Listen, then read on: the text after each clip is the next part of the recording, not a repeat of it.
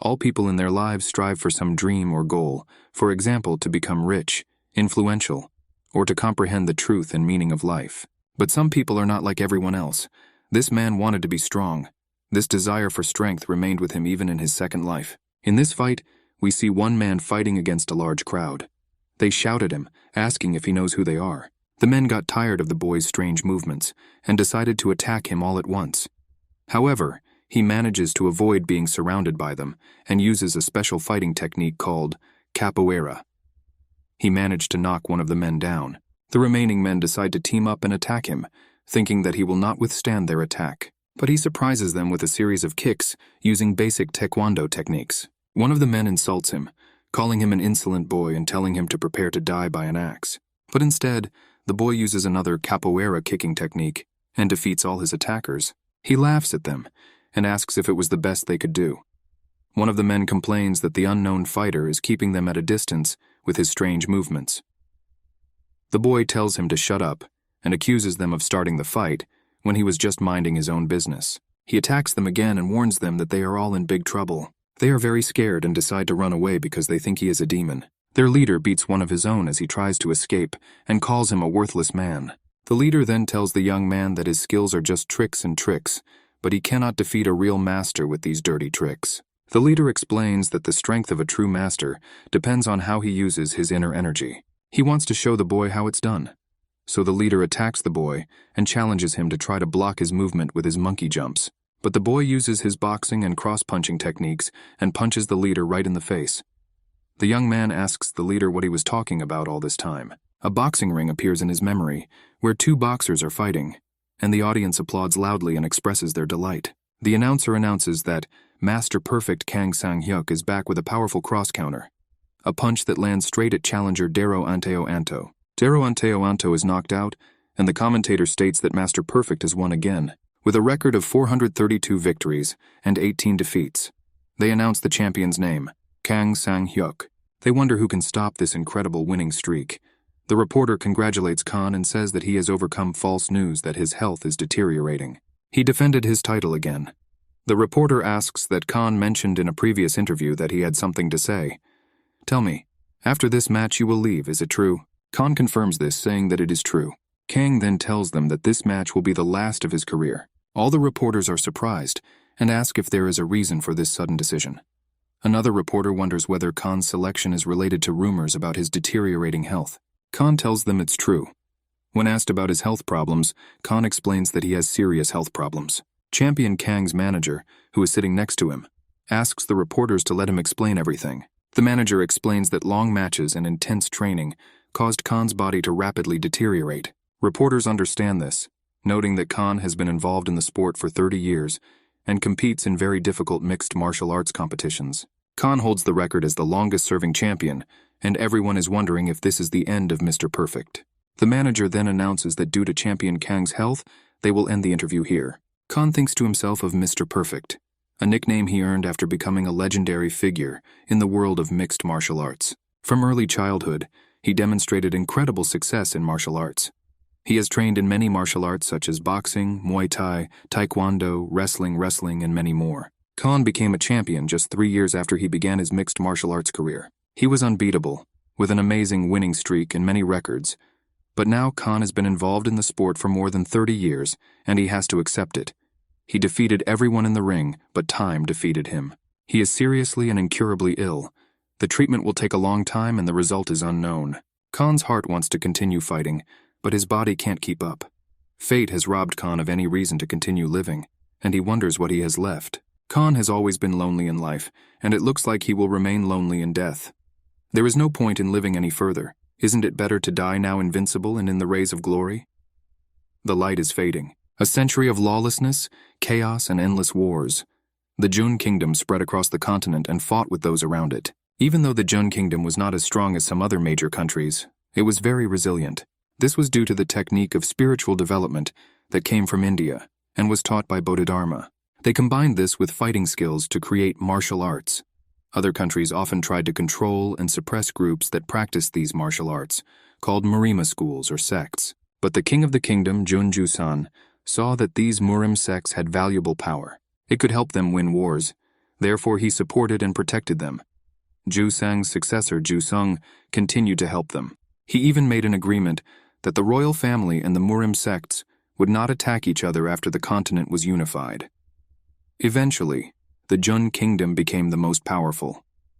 This marked the beginning of the golden age of the Murim sects. However, from time to time, conflicts arose between the traditional sects and the demon cult, which was supported by the dominant religion of the time, the White Lotus. This led to a cycle of good and bad times throughout history.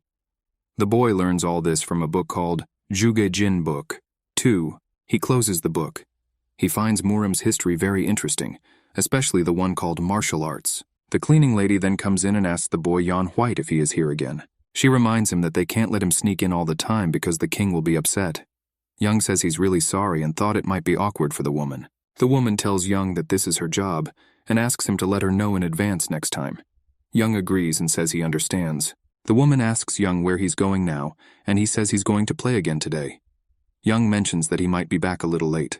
The lady reminds him to come home before dinner. Young assures her not to worry and runs away. The woman watches him leave and comments on why boys his age have so much energy.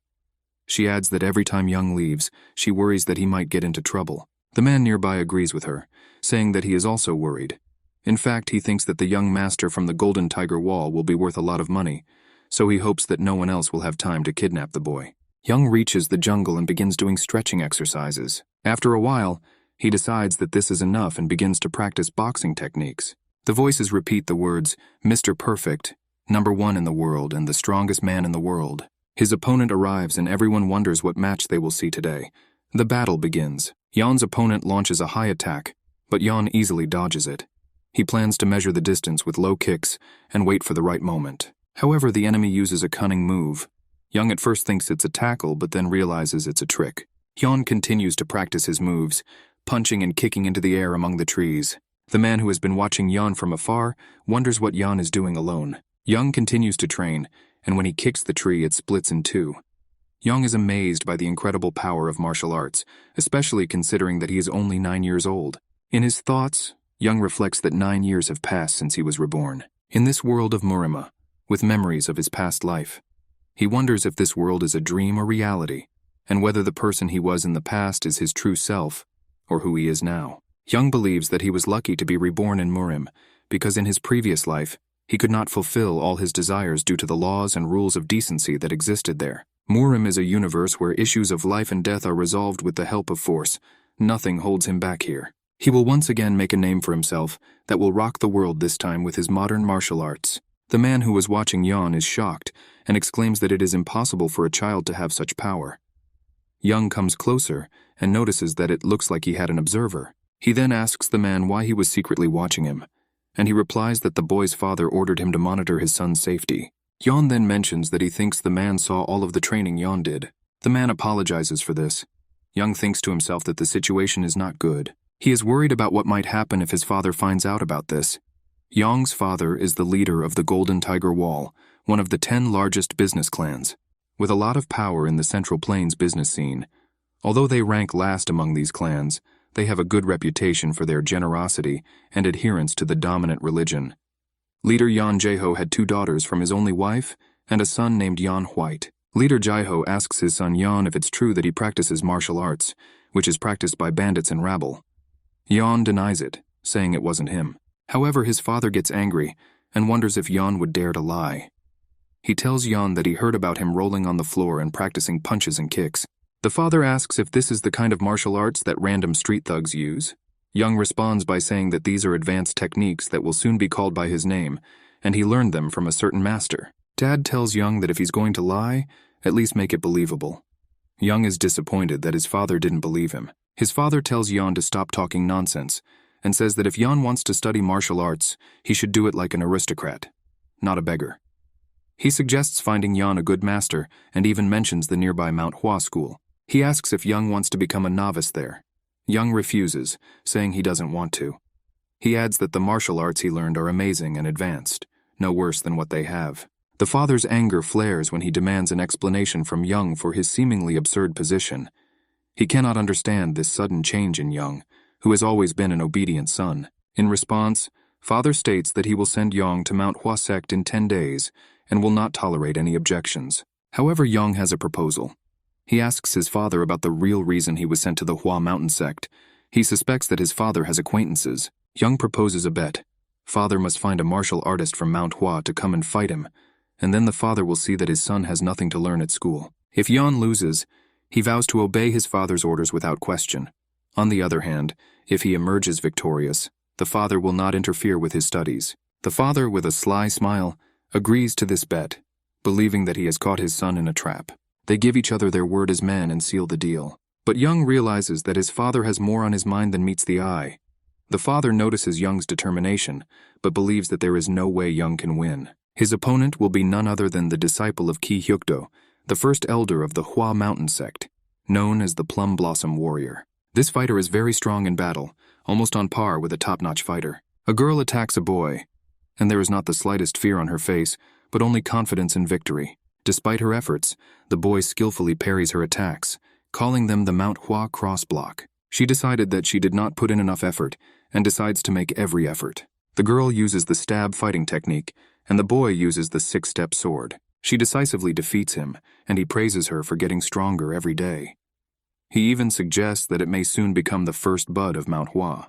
Grateful for his support, girlfriend Kang Yunhua promises to work even harder.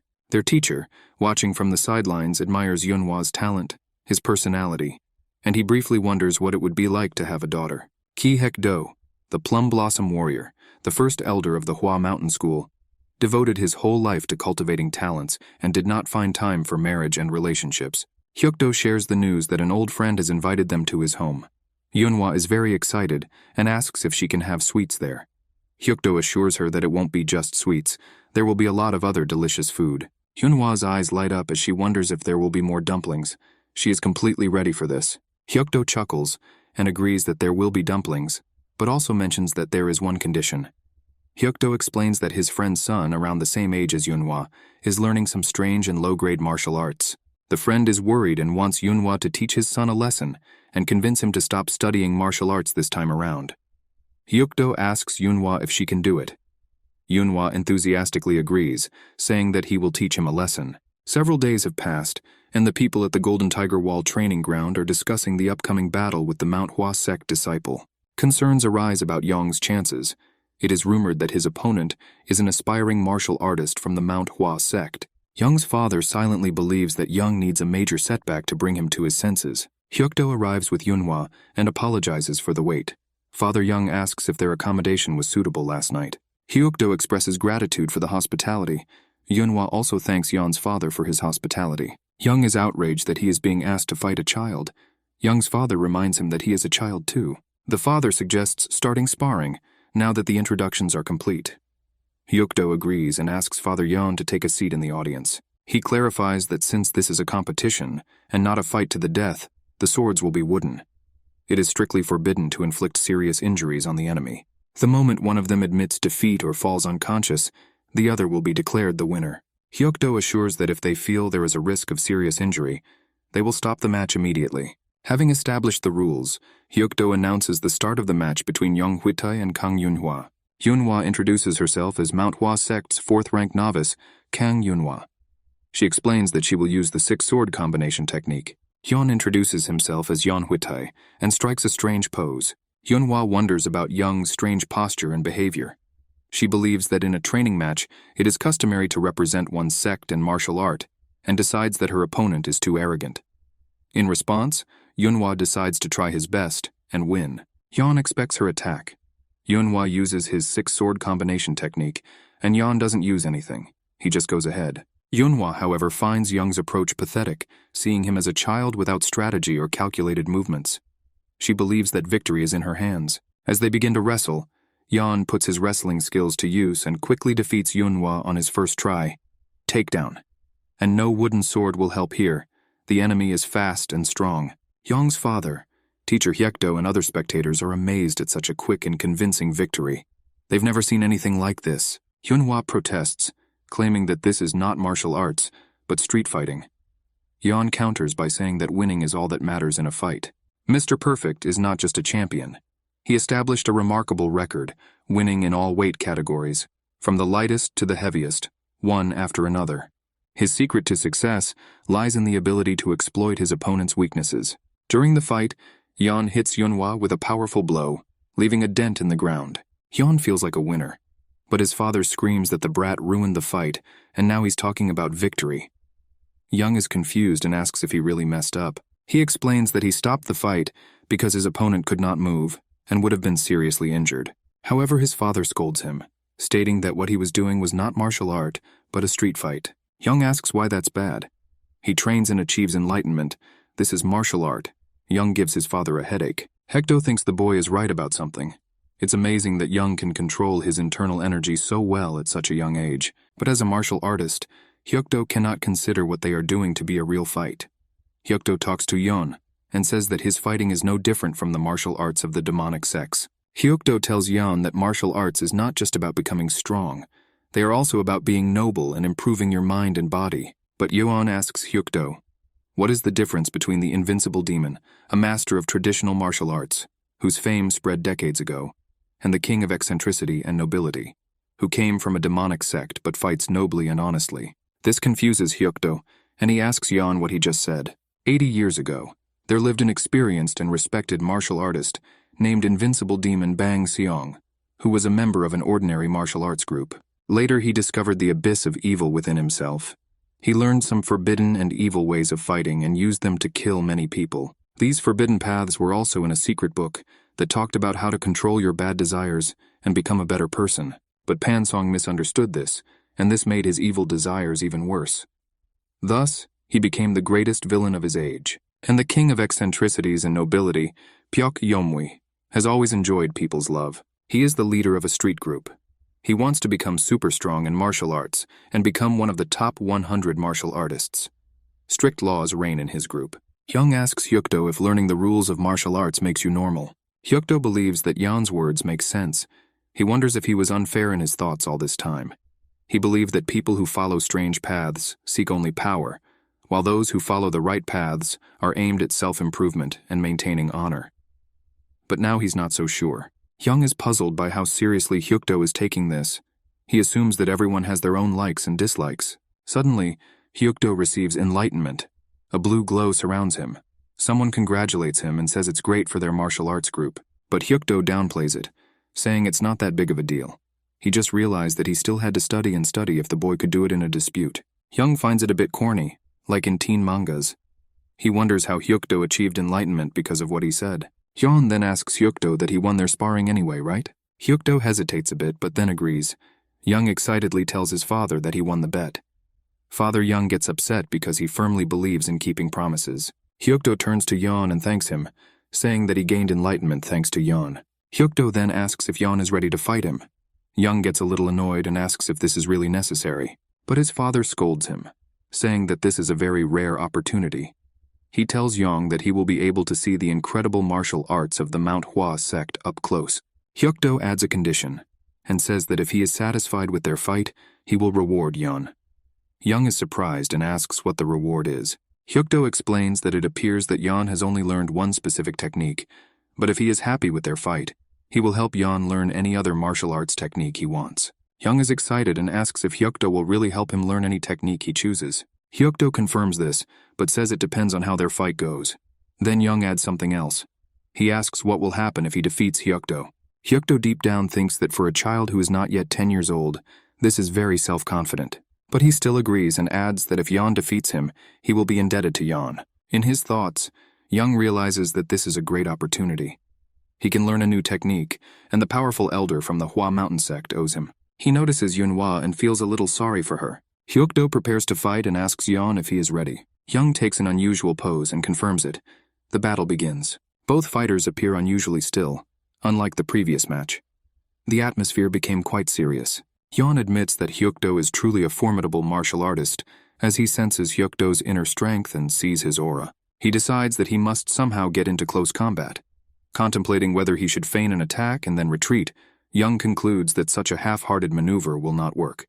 He needs to cross the boundaries of the enemy's aura. He understands that weaker fighters often win by taking some damage in order to land a more powerful blow. Hyukdo is surprised and thinks, wow, can Young really see the boundaries of my aura? Hyukdo decides to scare Young a little and increases the aura. Young is shocked and says that this is impossible because the aura is increasing. Hyukdo tells Yeon that if he's just going to stand around and be afraid, he should give up and become a kid again. Hyukdo even tries to hit Yeon with the weapon, but Yeon continues to dodge. Hyukdo notes that Young's footwork is quite interesting. Young moves unpredictably and anticipates Hyukdo's attacks. Young realizes that Hyukdo doesn't take him easy just because he's young. Hyukdo uses both real and fake moves and puts a lot of aggression into them. Young believes that if he keeps moving like this, he might find an opportunity to attack. So Young gets down and says, "This is it," and tries to hit Hyukdo. But there is a sword in the way of his hand, which blocks his blow, and the boy hangs on it. He's in a lot of pain, but he doesn't make a sound. Hyukdo admits that if Yeon continues to improve, he will become incredibly skilled. He feels the need to teach Young a lesson of failure, to help him grow. But then suddenly Yeon grabs Hyukdo's hand, saying that it's his turn. And he wants to answer with dignity. He uses wrestling techniques. Hyukdo realizes that Young is willing to sacrifice a little in order to deliver a powerful blow. Young's father notices this strange technique again. Young uses a jujitsu technique called the elbow punch. Yeon realizes that he caught Hyukdo with this move, no matter how experienced Hyukdo is. Once trapped in this submission hold, it will be difficult to escape. Hyukdo pushes Young hard with his hand, and Young wonders how strong Hyukdo's inner strength is. Hyukdo then picks up Yeon and throws him to the ground with force. "Help! The child is being killed." That's the last thing Yeon thought. Young passes out and later wakes up in his bed. His body is bandaged and he is in pain. Young realizes that he has lost the fight. Although it is disappointing, Young believes that the experience has brought him some benefit. He believes that everyone has moments of victory and defeat in life. Even if you're upset about losing, you shouldn't give up. Someone outside the room announces that Young is finally awake, and they enter. This is Hyukdo. Hyukdo asks Young how he felt. Young asks, "How does it feel?" Hyukdo says, "Losing for the first time in your life is pretty bittersweet, right?" Young replies that this is not the first time he has lost. Hyukdo asks, "Oh really?" He didn't expect to find such an experienced guy like Yeon in this field. Hyukdo tells Yeon that if he intends to follow his own path in martial arts, he has some options. Hyukdo then asks Yeon if he is training to become stronger or just wants the excitement of battle. Young replies that he just wants to enjoy the fight. He believes that it is more effective to try to improve existing martial arts instead of learning completely new ones. Hyukdo asks why Yeon then avoids studying existing martial arts. He notes that these different martial arts have their own strengths. Hyukdo asks Yeon if he is willing to give up these benefits. Young realizes that Hyukdo is right. Young believes that he was stubborn by ignoring well-developed martial arts in this world and adheres to the modern martial arts of his previous life. He realizes that criticizing Elder Ki Hyukdo before the fight was a contradiction. Hyukdo finds Yeon truly charming, as he seems to gain enlightenment himself. Hyukdo is excited to see how much stronger Yeon will become the next time they meet. He wishes Young all the best until they meet again. Young stands up and thanks Hyukdo. Hyukdo invites Yeon to visit Mount Hwa next time, and Yeon agrees, saying that he will do it. Hyukdo then leaves. 10 years later.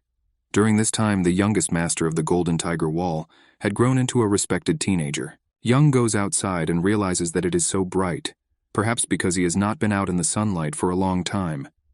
He did not expect his isolated training to last so long, but during this time he managed to reach the highest peak level. After that fight with the school masters, Hwa Young was able to break free from his father's control. He continued to practice modern martial arts and work on improving his internal energy. Young just finished a whole year of training in isolation and returned home. He goes to his father, who is drinking tea, and says that he has returned. His father asks if he's really back, and Yeon confirms it. His father tells him to get out of the estate. This is unexpected for Yeon. His father wonders how long Yeon plans to continue training without doing anything else. He thinks that now that Young is older and stronger, he should explore the world and travel. And deep down, his father hopes that his son will get married. Young explains that he wants to continue training to become even stronger in case he encounters unforeseen circumstances. He is afraid of encountering groups of martial artists while traveling. Young's father hits him on the head in frustration and asks if he's joking. He wonders why martial artists travel in groups. He believes that once Yeon reaches the highest peak level, he will be respected no matter where he is. He tells Yeon to visit his sister from the Nangong clan and introduce himself to her relatives as a first step. The Sword Emperor Nangong Jocheon resides there and can accept his request for a duel. Yeon agrees. He orders Young to leave the next day. Young is surprised and asks if he really has to leave tomorrow. The next morning, Yan informs his family and everyone at the Golden Tiger Wall that they won't be able to see him for a while. He assures them that he will send updates from time to time. Everyone advises him not to forget to eat on time and, if necessary, to use a carrier pigeon. They ask him to take care of himself. Traveling around Jianghu is something that Yang has never tried in his previous life. There are many strong people in Murim, and they should wait for Yeon. He believes that he will soon become the strongest man in Murim. Yeon has a special glove that turns into a blade when he activates it. He was a little worried because he asked for this equipment himself, but it works fine. While in the forest, Young looks around and says that he has finally gone on the trip he dreamed of to Jinaga. Really quiet, and he has a thought. He decides to fly and flies high into the sky, wondering if he should go faster. When he reaches the entrance to the city, a long line of people is waiting for him. One man in line wonders why there is such a long line outside the small town. He thinks that if he knew Qinggong, he could fly in and skip the line. The man behind him tells him to be realistic, saying that people can't really fly. At that moment, they see Yang flying towards the entrance and landing on the ground. Yang notes that Qinggong is really useful and asks where he is. The man explains that it is one of the 3 largest cities in Henan province. Yang asks how to get to Anhui province, and the man advises him to go to Luoyang. He suggests that if Yang is not in a hurry, he should stay here for a while and enjoy a good meal at an inn that is known for its delicious dishes. The man suggests to Yang, "How about we give it a try?" Yang responds by saying that he will stay here today, and thanks the man for the information. The man expresses his gratitude to Yan for showing them the amazing sight. 2 men nearby ask each other if they saw this. One of them confirms this, saying that it is quite obvious from what Young is wearing. The man tells the other that their leader will really like this. In a tavern, 3 men chat while enjoying their meal. One of them asks the others if they have heard of someone called the Tyrant in Phantom Armor, King Mu Ki-yun. The second man replies, "Of course, Mu is one of the top 100 martial artists." The first person agrees and asks if they know about Ku. He explains that the Phantom Armor Tyrant King's disciple must visit the Nangong clan. The third person asks about the purpose of the visit. The first person reveals that the Phantom Armor Tyrant King owes a huge debt to the Sword Emperor, Sir Nangong Jucheon. That's why he sends his disciple to bring him the gift. As a result, the Nangong clan prepares a formal reception for the disciple. Young overhears their conversation. While chewing his food, Yan wonders if the Phantom Armor Tyrant King's disciple is also heading to the Nangong clan. He thinks that if things go well, he will be able to see the Phantom Armor Tyrant King's martial arts. Suddenly, troublemakers arrive at the inn and demand that a path be cleared for them. The 3 men who were talking earlier wonder why these troublemakers are here and decide to run away to avoid any trouble. The troublemakers start kicking the door and breaking it down. Their leader, Kwang Suak, announces that the Dark Heaven sect will take control of the inn from now on. He assures everyone that if they cooperate, nothing bad will happen. People are wondering why a supreme martial artist is in such a place. Guan calms them down, saying that they are here to meet the disciple of the Phantom Armor Tyrant King. Some men wonder if the disciple of the Tyrant King in the Phantom Armor is really here.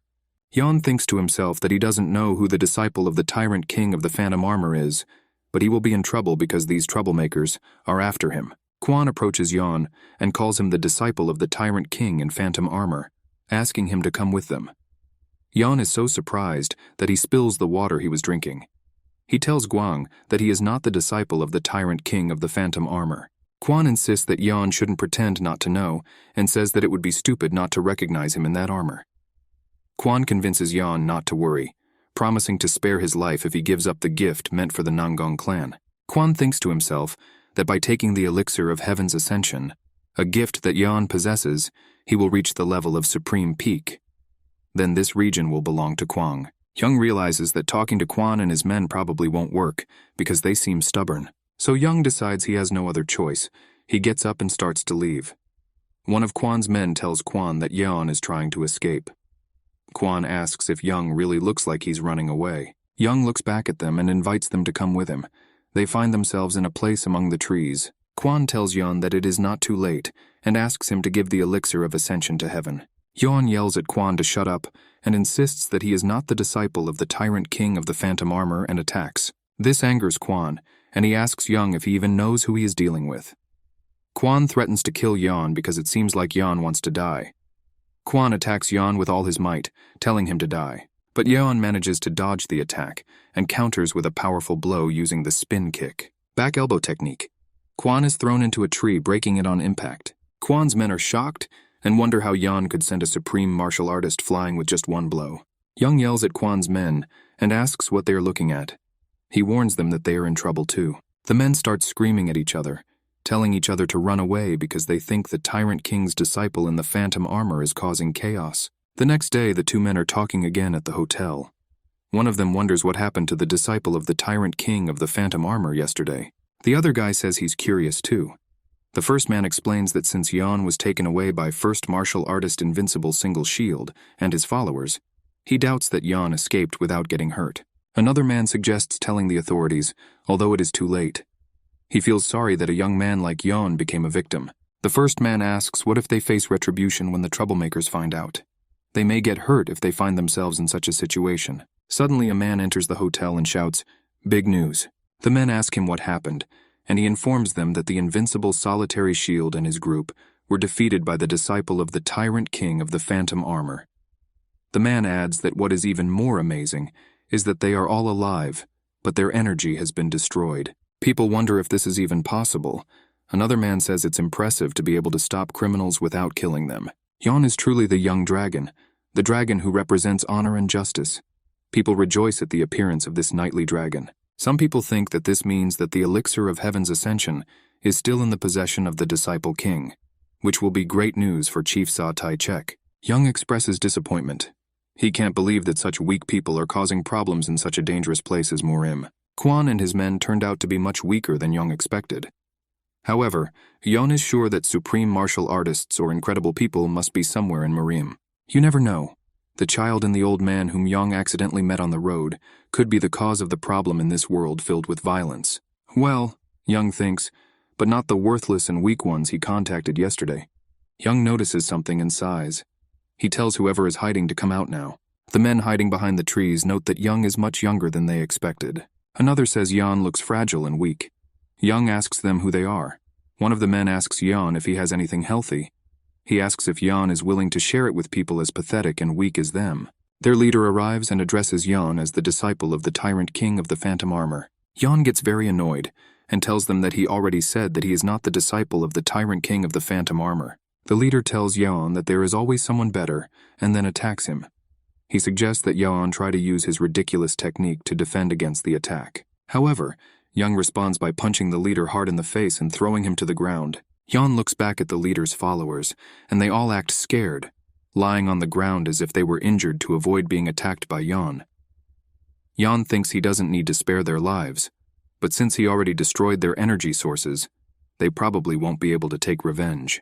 Yeon then muses that now that he has become a martial artist, he will not be able to avoid shedding blood. Meanwhile, somewhere a village is burning. A man who sits on his knees and cries begs for someone to save his life, mentioning that he has a wife and children. However, the other man refuses and attacks, killing him.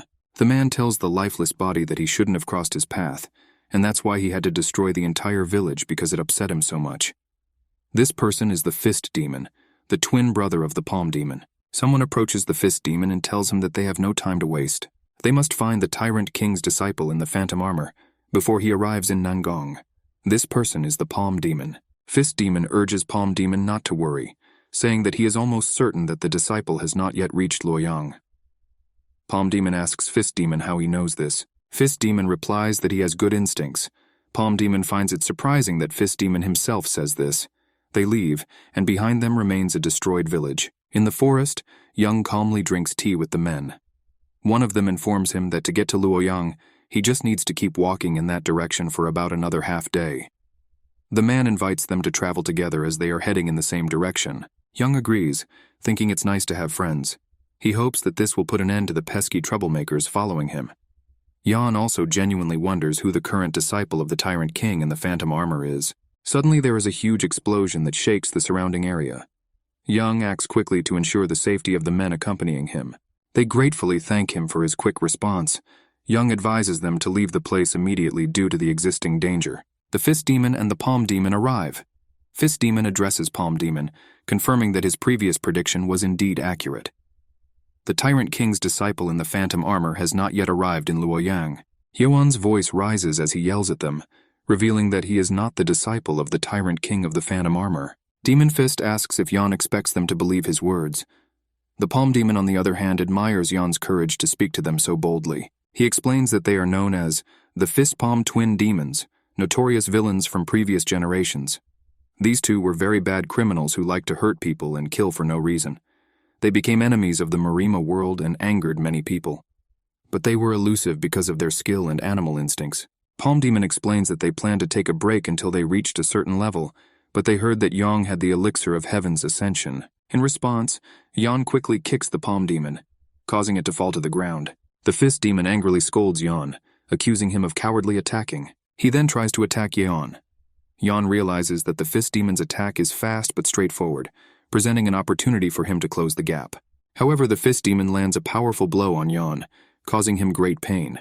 Yang realizes that if it weren't for his armor, the Fist Demon could have ripped out Yang's heart. Demon Fist ridicules Yan, calling him a fool and asking if Yan believes he can anticipate the quick movements of Demon Fist's snake strike. The Palm Demon intervenes, telling Yang that he is not protected. He activates his cannon shot palm and attacks Yang. However, when the dust settles, it becomes clear that Yan was unaffected by the attack.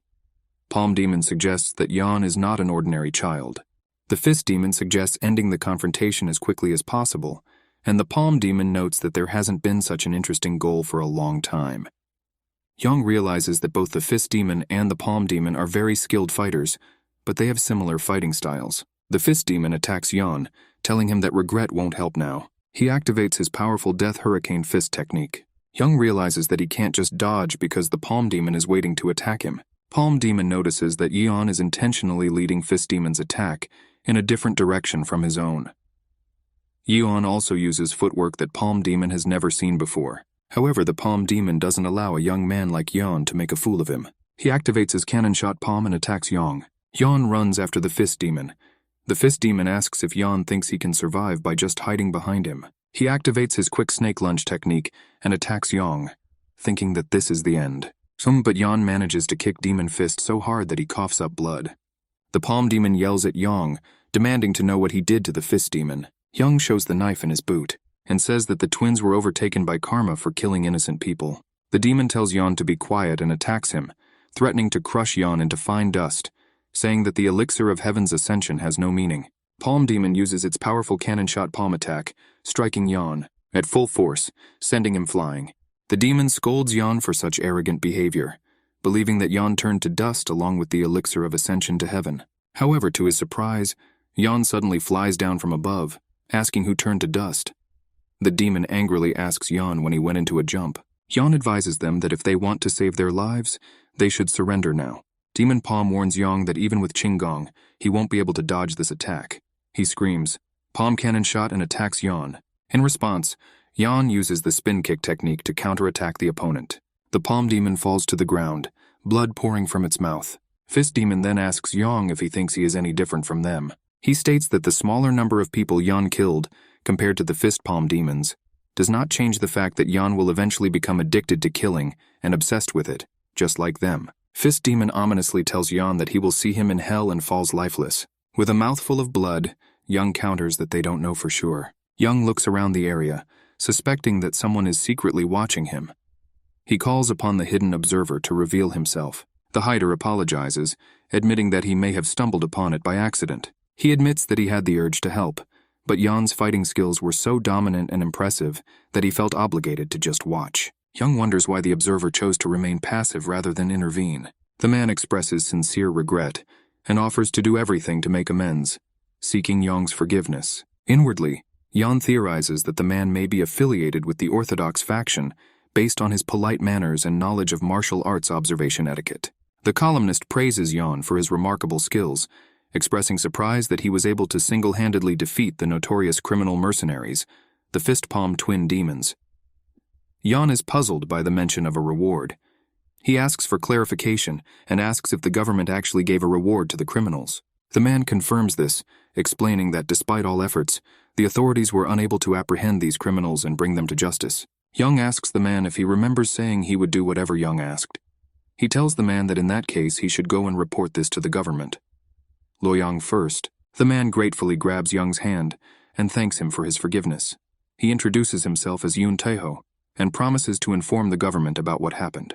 Yeon introduces himself as Yeon Havitai and tells Eun that they can meet again if fate allows it. At the Loyang Provincial Government Office, a man offers Yeong a bag of gold and says that it was a great honor for him to personally meet the famous Night Dragon. Yeong is surprised and asks, "Nightly Dragon?" He wonders when people started calling him such a scary name. Yeon takes the bag of gold and asks if it is a reward for the twin demons of Fist and Palm. The man confirms this and mentions that there is about 1 gold nyang in the bag.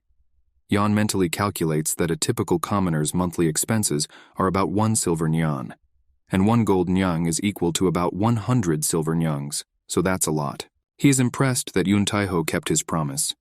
As Yeong leaves, he reflects on his expectations for wuxia stories, which feature the ancient Ming dynasty and often mention buildings.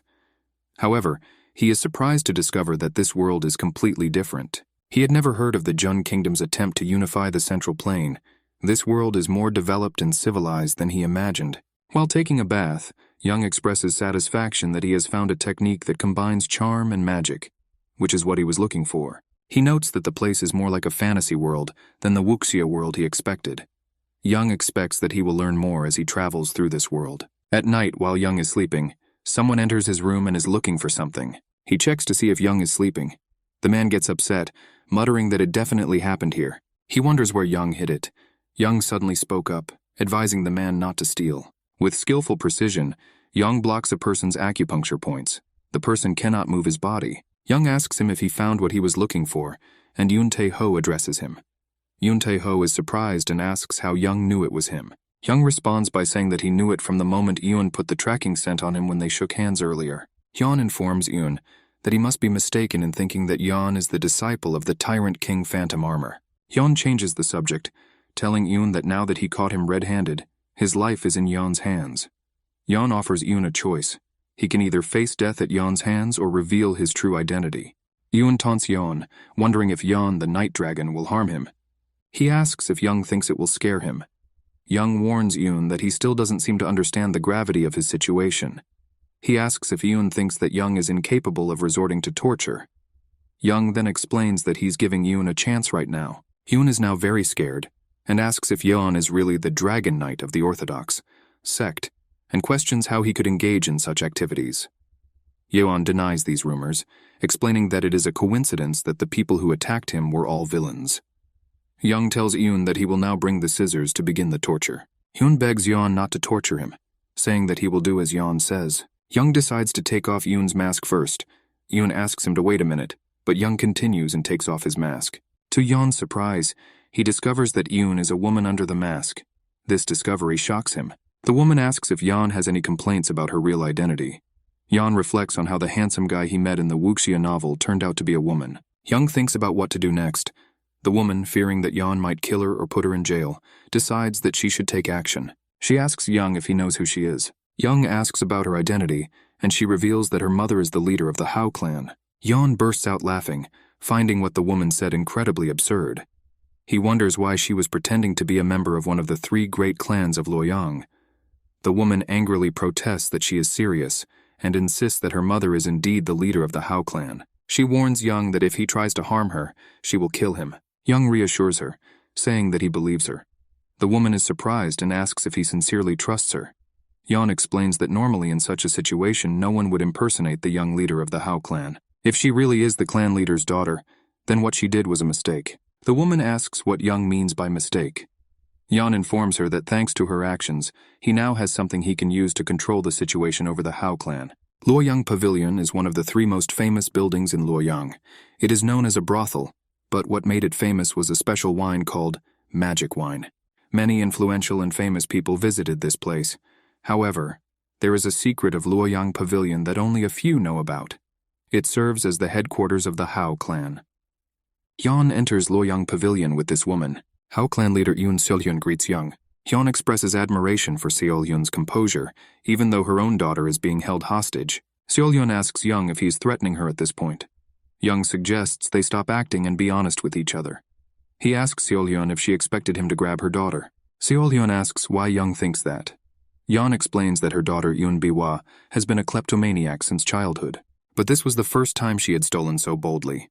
Yeon tells Seol-hyun that it wouldn't make sense if the clan leader didn't know about it. He explains that Biwa was able to hide, while the villains were chasing him because she had people from the Hao clan helping her there. Yeon also notes that it was Seol-hyun who spread the rumor that he was the Tyrant King's disciple. Seol-hyun responds by saying that Young's guess is a little far-fetched. Young raises his voice, telling her not to pretend she doesn't know. He explains that the only organizations capable of spreading rumors so quickly are the Beggars and the Hao clan. He adds that the proof is her daughter, who was captured by Yeon. Biwa intervenes, shouting that this isn't fair. Seol-hyun starts laughing and praising Young, calling him amazing. She recognizes that Yeon, a descendant of the Golden Tiger Wall, has exceptional abilities. Young realizes that Seol-hyun has figured out his past and is annoyed by how she is spreading false information about him. He asks Seol-hyun how she plans to compensate him for this. Seol-hyun asks Yeon if he wonders why she did such things. Young replies that of course he's curious, but he doesn't want to get into more trouble.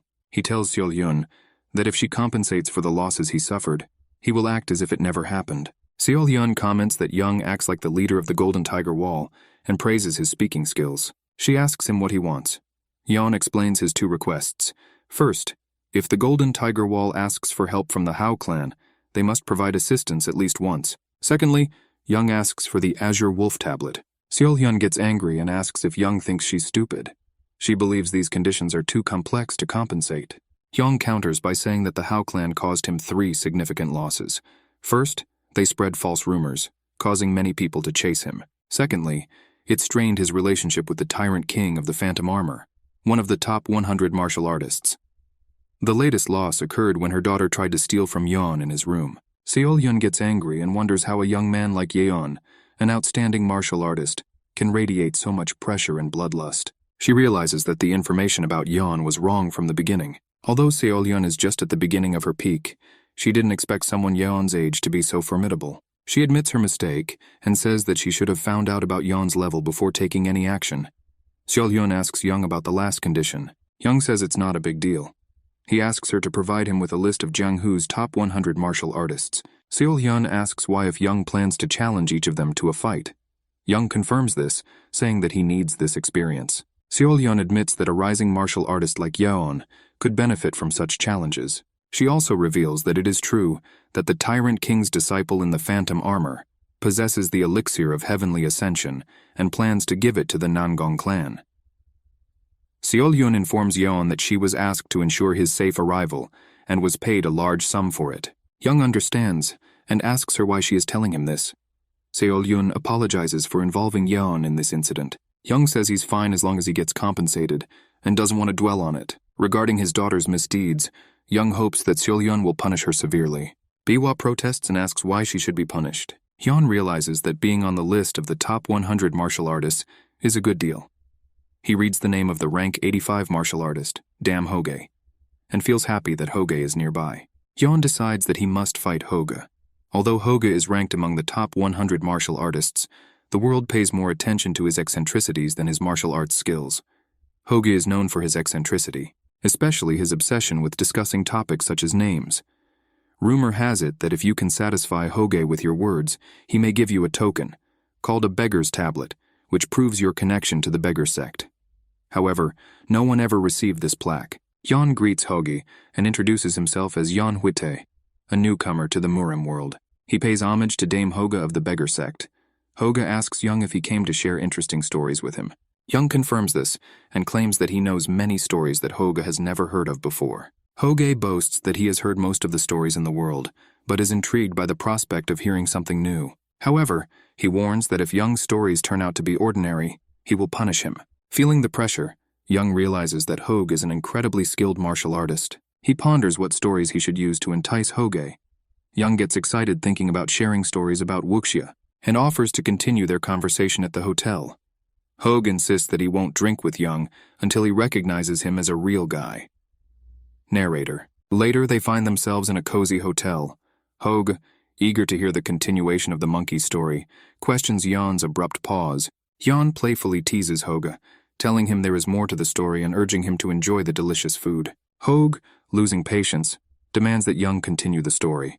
Young is secretly pleased. His strategy seems to be working. He understands that any martial artist would love the famous story of Journey to the West. He debates whether to ask for sparring in exchange for this story. With a mischievous grin, Jan finally asks the question.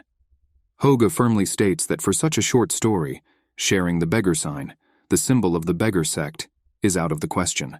Young reassures him by mentioning that he has a treasure trove of fascinating stories that he has yet to tell. Meanwhile, at the next table, a man invites a lady to join him at the table, while the lady resists. The lady asks him to release her, and asks about his behavior, expressing obvious disinterest. Sitting with him, Jan sighs, realizing that situations like this are common in wuxia tales, men hitting on women while drunk, just like in their previous life. The man continues to boast about his identity, claiming to be the young leader of the Shintai sect. He insists that the lady should feel flattered that he has shown interest in her. Young can't help but intervene, chastising the man for his pathetic behavior. Angry, the man warns Young, asking if he's looking for trouble. Suddenly, the lady takes matters into her own hands and slaps the man. Furious, he demands to know if she knows who he is. In response, the lady reminds him that he claimed to be the young leader of the Shintai sect and delivers another loud slap, calling him an immature and spoiled brat. The leader of Shintai's group called the woman rudely and drew his sword. Leader's followers insult woman. The woman asks them who made her sit with the leader even when she said no. She calls them all bad people. The leader tries to hit the woman with his sword, so a woman defends herself from an attack. Hoge tells Jan that he doesn't think this woman is weak at all. Jan feels like he's seen things like this before. Scoundrels harass women and get punched in the face. The leader, whose attack is blocked, wonders why the woman is so strong. The man in the back tells the leader to stop waiting and just get rid of her quickly, but this man is kicked and he falls. Hoge stands over him and says he can't believe two grown men are attacking a woman. Hoge tells them that they should regret what they did. The fallen man yells at Hoge and tells him to stay out of it. Hoge throws another person from the leader's group into the air, and he collides with their leader, causing them both to fall to the ground. The fallen man yells at Hoge again, saying that he not only hit their young leader, but also knocked out his friend. The man tells Hoge that he made a big mistake and asks if he thinks the Shintai sect will let him get away with it. Hoge replies that they are the ones who made a big mistake and wonders if they will know who the woman is, even after seeing the design on her iron fan. She is a direct descendant of the Zhuge clan, Zhuge Manhwa. The man gets scared and asks for confirmation. Did he really say Zhuge clan? The Manhwa woman asks Hoge how he could recognize her after seeing the pattern on her iron fan. Hoge says that the elder of the beggar ladies sect Hoge has no problem finding out. Manhwa greets Hoge and says it's nice to meet him, addressing him as Sir Dame Hoge. She says her name is Zhuge Manhwa and she is new to traveling Murim. She mentions that she has heard about Hoge and his excellent reputation. Hoge tells her not to worry about it as it's not that impressive. Manhwa expresses his gratitude to Hoge for his help. Hoge asks her why she is traveling alone if she knows martial arts. He is concerned that if she were to face a very experienced martial artist, she might be in trouble. Manhwa explains that although the Zhuge clan is not known for their martial arts skills, they excel in traps, devices, and academia. They also practice various types of magic.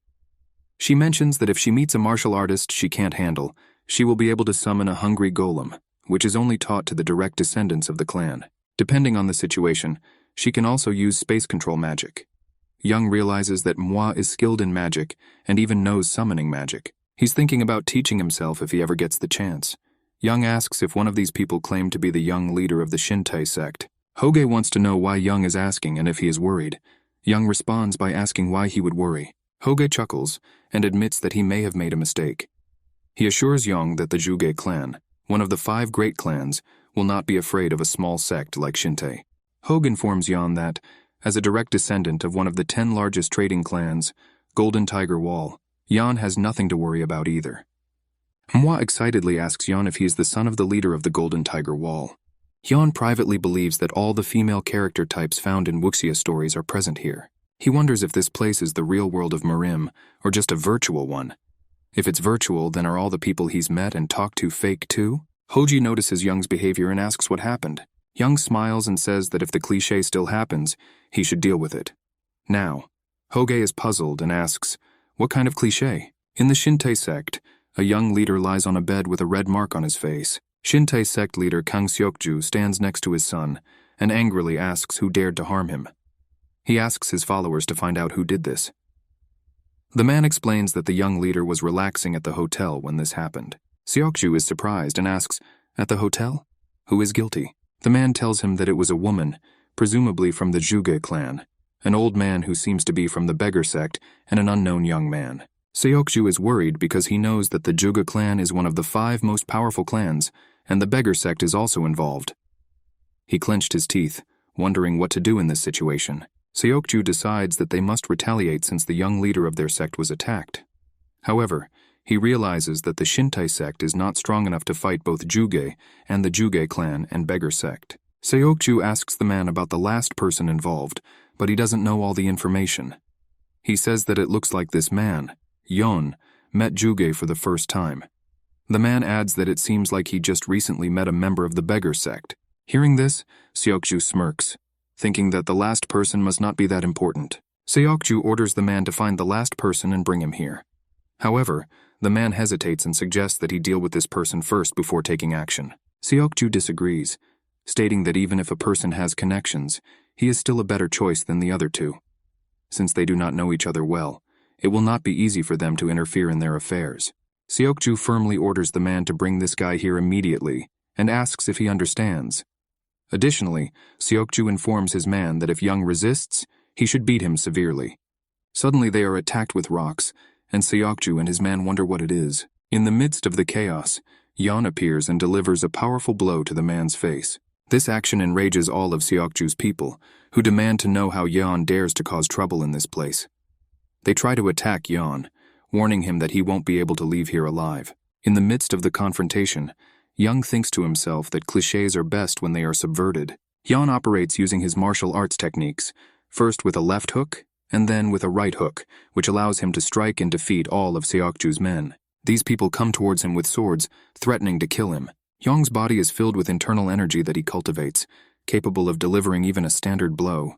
Incredibly destructive. When this internal energy is channeled by a supreme martial artist like Yon, it becomes as powerful as a cannon.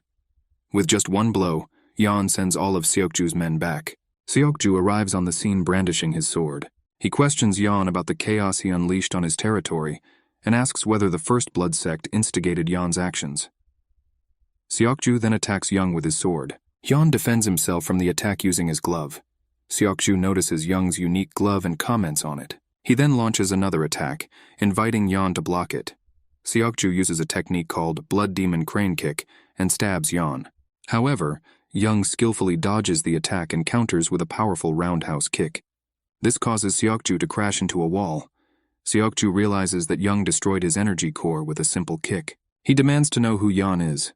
Young doesn't answer Seokju's question and instead looks the other way. Annoyed, Seokju calls out to Yon, asking if he's ignoring him. He orders Young to stop right there. However, Young's attention is drawn to a painting in the room. He notes that he can't tell if they're creative or not, and questions Seokju about why he hid the money vault behind such an obvious painting in his room. Seokju grinds his teeth in frustration. A series of attacks by an unknown man begin, targeting various sects, starting with the Shintai sect. This unknown guy who single-handedly defeated all the sects and easily took their hidden gold. Among the things he took were secret books containing records of terrible crimes and smuggling. These recordings were reported to the government. All the sects that were attacked, including the Shintai sect, suffered despite things going well before. People began to call this unknown man the divine thief with a knight's fist, because he was like a good thief who used his fists. It doesn't matter. But it is said that rumors about this divine knight fist were spread by the Hao clan and the beggar sect. Seolyeon thought that this might be enough to pay off her debt to Yong Huitai. After the rumors about the knight fist divine thief died down, something happened. Yeon asks Lady Manhwa why she is following them, and she says that it seems funny. Yeon wonders why Manhwa is acting like a child, and tells her that he is going to spar with Sir Dame Hogue soon, so she should leave. Manhwa then asks, maybe it's not official, but since it's still sparring, isn't it, Yeon? Do you need a witness for this? She says that as a direct descendant of the Juga clan, she is more than worthy of being a second. Manhwa thinks to himself that he can't miss something so interesting. Hogue agrees, and mentions that the witness being a direct descendant of the Juga clan would be a good idea. Young interrupts, asking Hogue to wait a little. He explains that since this is informal sparring, there is no need to show off your martial arts skills to others. Privately, he decides not to let Manhwa have his way. Hogue agrees that Yeon's point also makes sense. Manhwa mentally calls Yeon a stupid man, and wonders how he dares to use strategies against the Juga clan. She then asks Hogue if he knows someone named Gu Jiam. Hogue confirms that he knows about him, mentioning that Gu Jiam was the first storyteller to receive an audience with the emperor. Manhwa tells Hoge that the Juga clan is well acquainted with Gu Jiam. She offers to arrange a meeting between Hoge and Gu Jiam if he is interested. Hoge expresses his interest and appreciates the kindness of the Juga clan. Manhwa then asks Hoge if this means he will allow her to witness their fight. Hoge confirms and assures her that she can watch as much as she wants. Manhwa thanks Hoge and looks at Yeon with a satisfied smile as if she had won. Yeon's expression shows his confusion about Manhwa's behavior. Either way, both Young and Hoge prepare to spar. Hoge informs Yeon that he uses a staff in his martial arts, called the dog-beating technique, which can only be learned by a sect leader or successor. Hoge then asks Yeon about the martial arts of the famous Dragon Knight. Yeon takes time to think about what name he should give to his martial art. He remembers thinking about one thing when he was young and fighting with a beggar. Yeon responds to Hoge by saying that the martial arts he uses are called boxing techniques. He explains that, as the name suggests, combat primarily uses the fist. It is known to be fast and powerful. He adds that this martial art has been developed for a long time in another country, and its effectiveness depends on how a person interprets it. He reveals that the move he uses was actually created by himself. Hoge comments that it is a simple name, but such a martial art may be even scarier than it seems. He confirms that he is ready and asks Young if he is ready too.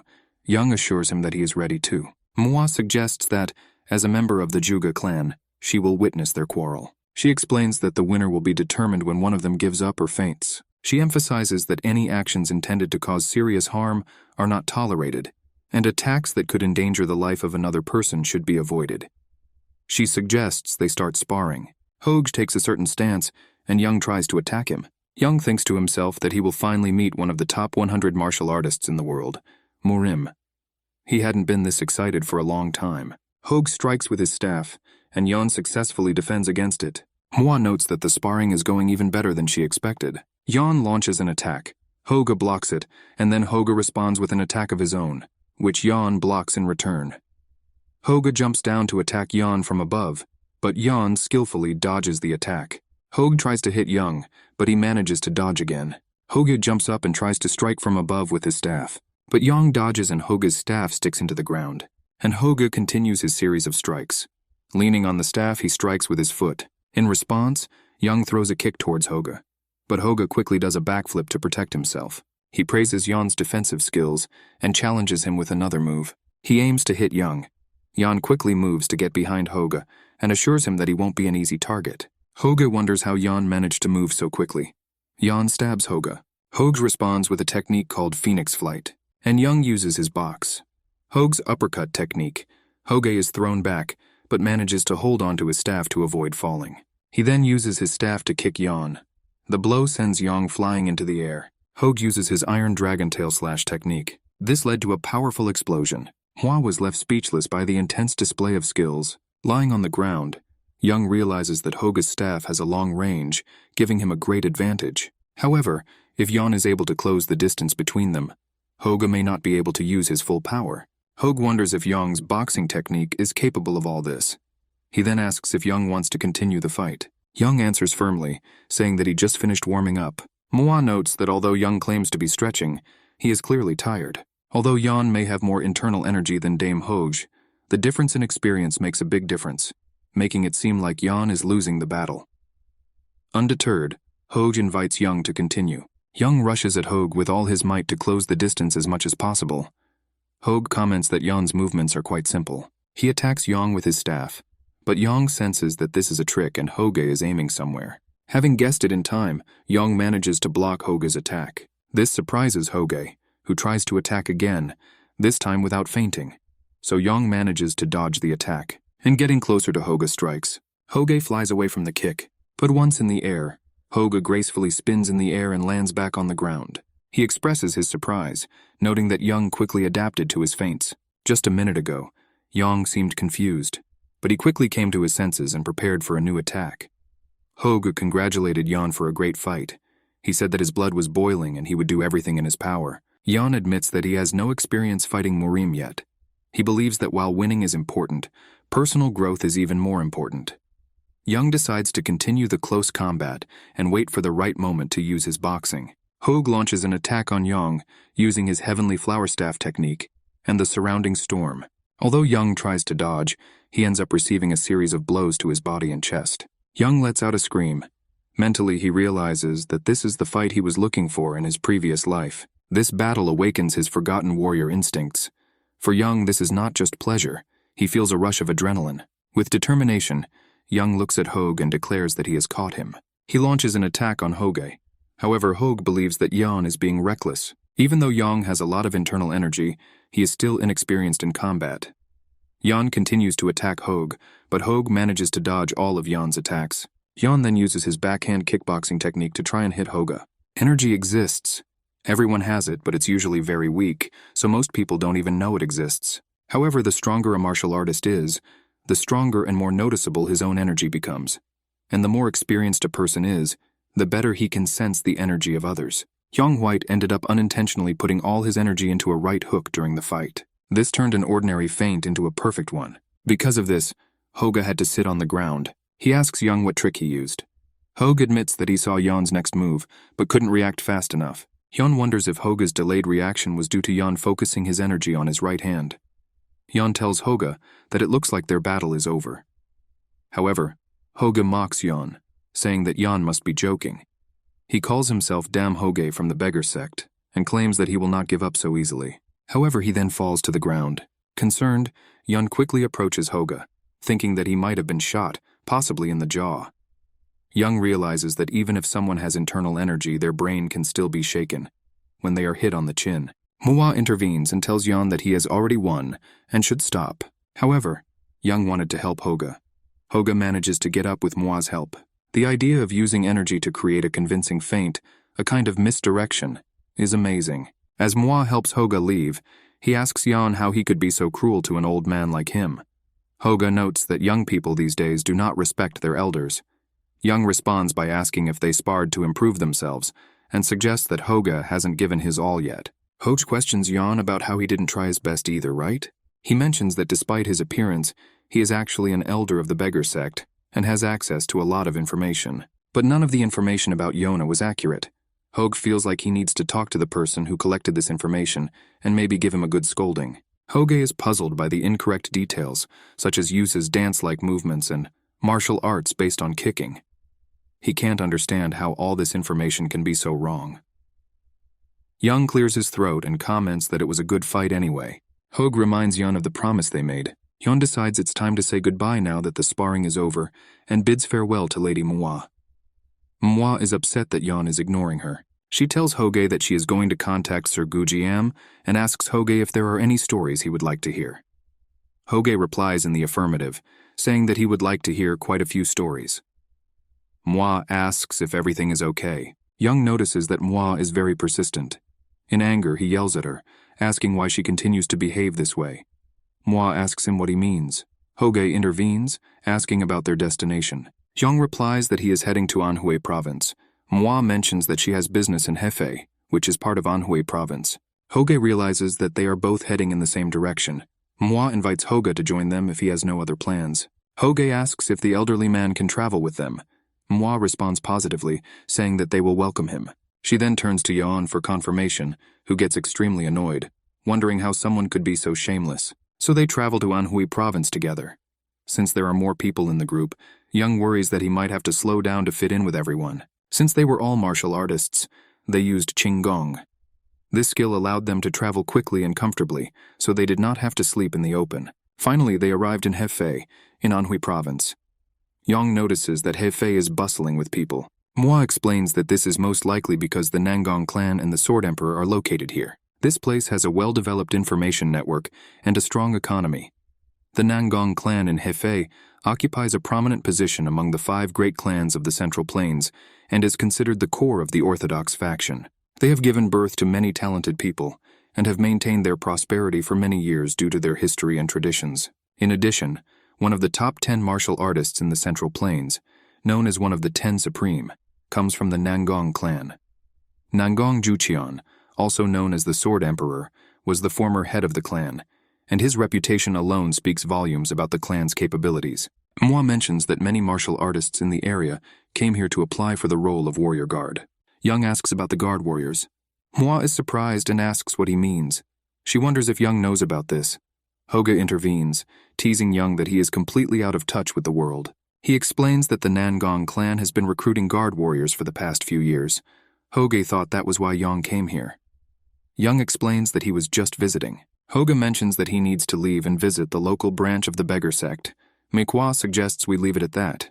Hoga agrees and expresses some sadness over the breakup. He remembers the story Yon told them during their trip to Hefei and asks Yon about it. Young reveals that it was Hong Gildong's biography. Hoge finds this story about the nightly thief quite interesting and asks Yon to share more when they meet next time. As they say goodbye to Hoga, Manhwa also prepares to leave. Young says goodbye to her. As Manhwa leaves, she thinks about how Hoga only asked for a story in exchange for a fight. She hoped that Young would share the secrets of his unique techniques, but she's not too disappointed because she found him interesting. She hopes to meet Yon again. Young is in the courtyard of the Nangong clan's house. Young looks around at everyone present and thinks, wow, there are so many people here. It looks like a huge crowd of people. Young can't believe they're all standing there in line. Young decides to join the line too. After waiting for 4 long hours, Young finally reached the table. The person at the table asks the next person to come forward quickly. He tells Young to hurry up because there are a lot of people waiting behind him. The man at the table starts asking Young questions. He wants to know his name, where he is from, what level of martial arts he practices, and what his main weapon is. Young answers by giving his name Young White and adds that he is from Golden Shangxi Tiger Wall. As for his martial arts level, before Yan can finish, the man interrupts him and says, Golden Tiger Wall? Yan confirms and explains that his father is the leader of the Golden Tiger Wall. He also mentions that his first sister married into the Nangong clan, so he has some connections here. The man says to Yan, if he is definitely the youngest son of the Golden Tiger Wall, then why was he standing in that line? Young is confused and doesn't understand. The man explains that if Young has connections with the Nangong clan, or has an invitation, he could simply check himself at the side gate and go inside. The man asks Young, didn't he know that? The man tells Young that this line is actually for people who want to become guard warriors. Young is disappointed in himself for waiting so long. The men standing behind Young in line get angry and ask him what he is doing. They tell him to leave if he's done. They also ask if he sees people waiting behind him. Inside the Nangong clan residence, Nangong clan elder Nangong Huo and Sword Emperor Nangong Juqian are having a conversation. Juqian tells Ho that he called him here because he is thinking of making Myung the young heir in a few years. Ho tells Juqian that he had the same thought. Juqian says that it looks like Huan noticed what they were thinking and asks if he's upset about it. Ho says he hasn't seen any unhappiness from Huang yet. Huang always wanted to live happily with his family. Jushin comments that it is not surprising, and notes that it has been a long time since they got married, but he has heard that they are still very happy together. Huo is glad that his daughter-in-law is a nice person who doesn't cause any trouble. Their happy marriage even causes envy among others. Joqian praises Myung for marrying such a wonderful wife. He then remembers hearing that someone from her family was coming to see him. Ho confirms this, and says that the younger brother from her family just arrived. Ho explains that he is not yet very familiar with how the world works. That's why he queued up to become a guard warrior. Jushan offers to teach him a little personally, since he had a hard day. Ho is surprised and asks Joqian if he is serious. Joqian explains that he heard that the young man is a talented martial artist. All the rumors surrounding him suggest that he must be hiding a lot of skills. Ho thinks to himself that Juxian's interest in martial arts is always strong. Juxian adds that it looks like he will have the opportunity to stretch his muscles for the first time in a long time. Ho agrees to arrange a meeting between Juxian and the young man. Juxian thanks Ho and praises him for being a good son who knows what to do. Later, Yan is in the courtyard when his sister Yan Yuhua approaches him. She greets him, saying it's been a while since they've seen each other, and asks how he's doing. Young replies that he is fine. Yuhua asks Young if the journey here was difficult and wonders if he got into any trouble. Young responds playfully, asking her to relax and saying that she talks like he's always causing trouble. Yuhua demands that he be honest and asks how much trouble he actually got into on his journey. Young thinks to himself that his sister is nagging like the eldest child in the family. Nangong Huan, Young's brother-in-law, arrives and asks if everything is okay. He mentions that it has been a long time since they last saw each other. Young agrees and asks about Huang's well-being. Huang replies that he is great and says that all his illnesses have disappeared because he is with his wife. Young laughs and says he's glad to hear that. Huan then asks if Yan has any plans. Young replies that he doesn't really have any plans and was just about to take a break, so he's open to anything. Huan asks if that's true. Young wonders what's going on. Huang says he hopes Young won't be too surprised by what he's about to say. He reveals that Huang's grandfather wants to meet him. Young is surprised and asks Grandpa Huan if this means. Huang confirms this and tells Yan that yes, this means the Sword Emperor is considering giving him some personal lessons. Young imagines the Sword Emperor teaching him and is delighted.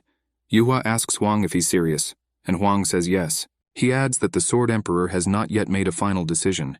He will make a decision after a personal meeting with Yeon. Yeon happily agrees to meet the Sword Emperor.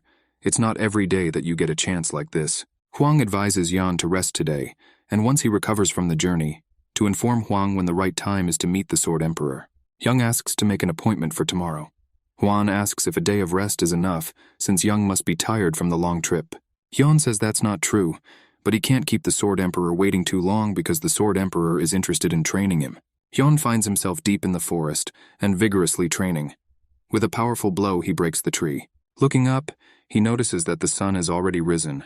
The reason he came here so early is because he couldn't sleep last night. The news that the Sword Emperor personally trained him filled him with excitement. Throughout his entire journey in martial arts, Yang understands that he has not encountered many opponents who are incredibly strong. The exception is Elder Qi of the Mount Hua sect. His thoughts turn to Kang Yunhua.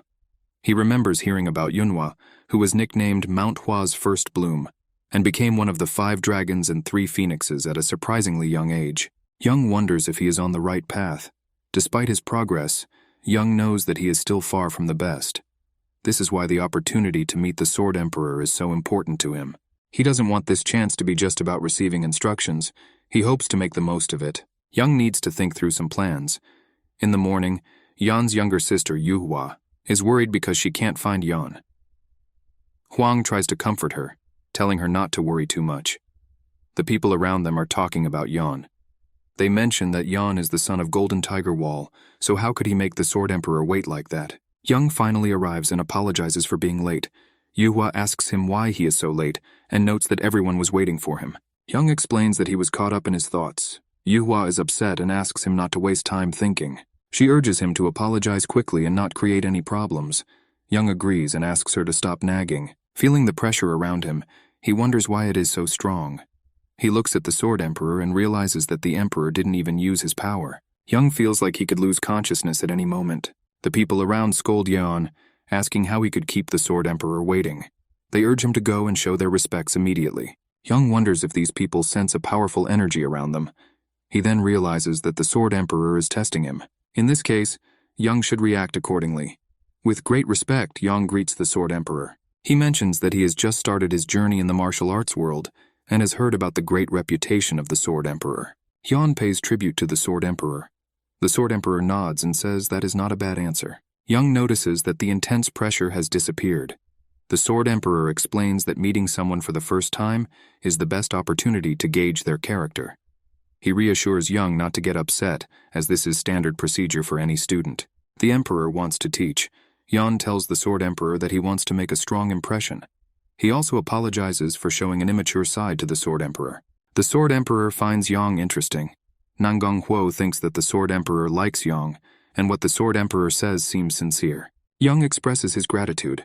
Nanggong Huo thinks about how Yan was able to resist the Sword Emperor's energy without using any of his profound strength. He believes that Yan may have already earned the opportunity to train under the Sword of the Emperor. The Sword Emperor then informs Yang that he has conducted a thorough investigation into Yang. However, he found it difficult to believe the information he discovered. The report mentioned martial arts resembling dance and indicated that Yan used both. Young replies that he hears that a lot.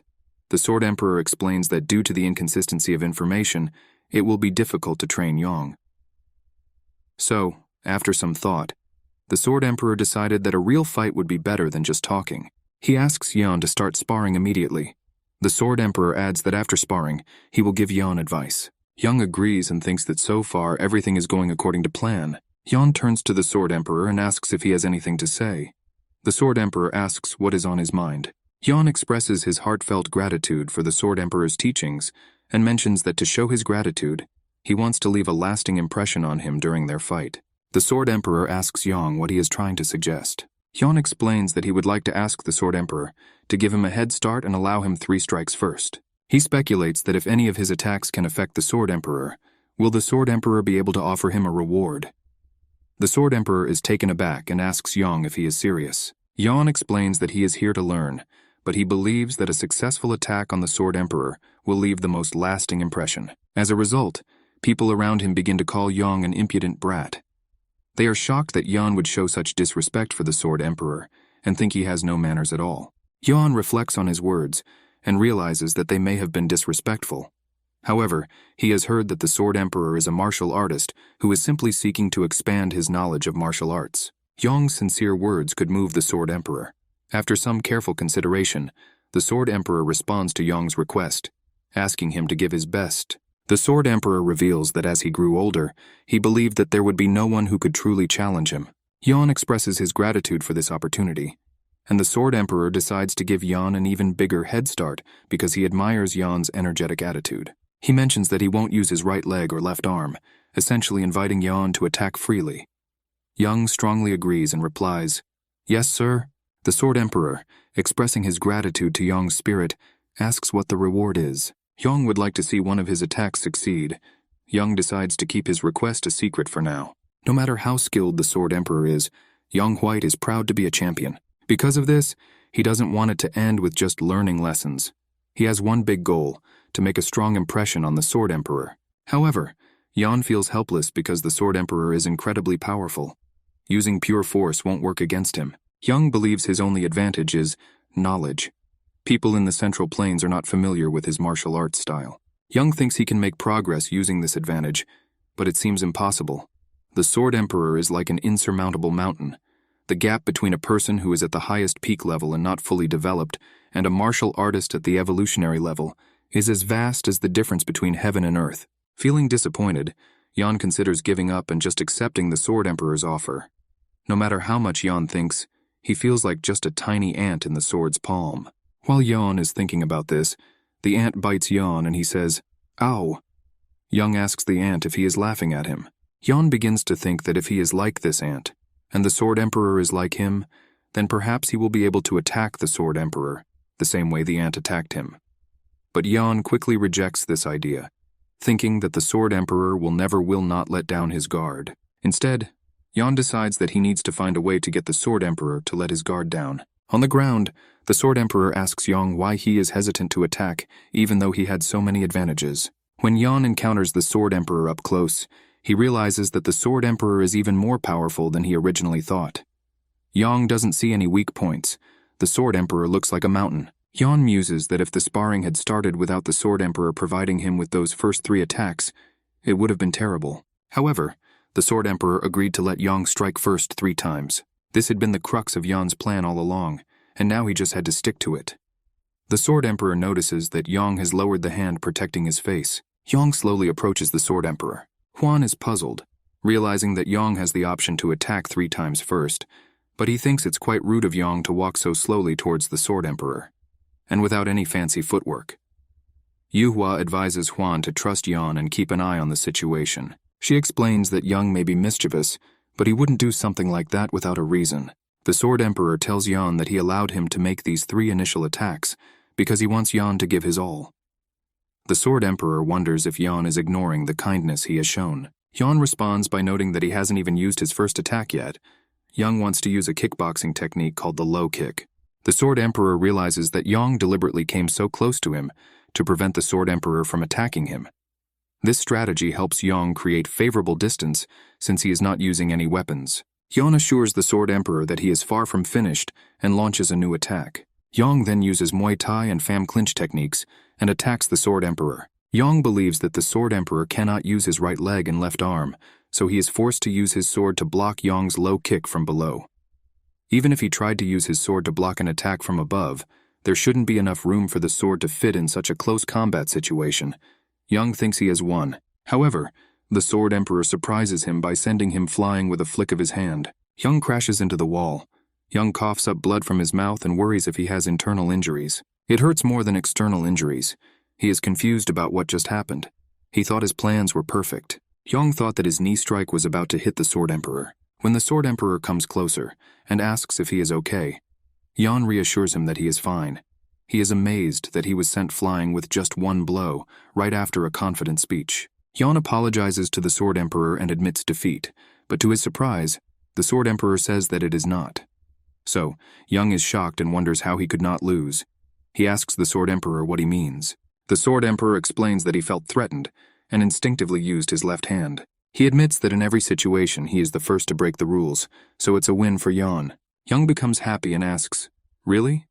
The Sword Emperor confirms this by saying that being a martial artist is about proving yourself. He adds that regardless of whether Yan used tricks or not, the fact that he could handle them shows that he, the Sword Emperor, needs to be stronger.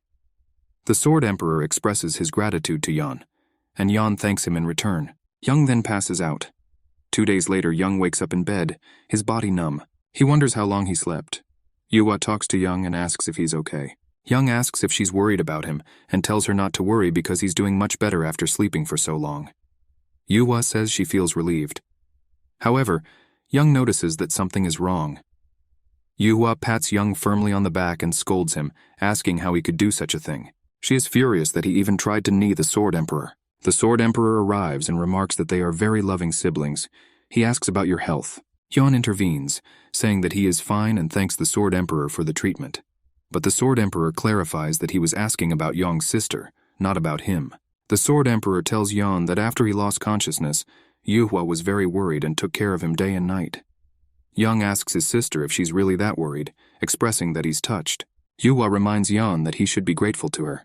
The Sword Emperor tells Yan that he has now rested enough to begin sparring again. Young is surprised and asks, "What?" The Sword Emperor asks if Yan is injured somewhere else. Young assures him that this is not the case. Yuhua apologizes and mentions that Young just woke up. Yan tells the Sword Emperor that he is ready to spar. He reassures his sister not to worry and promises not to get hurt again. The Sword Emperor asks Young to come out quickly. Young agrees and thinks he doesn't know why, but the Sword Emperor seems happy. They look at each other to start sparring.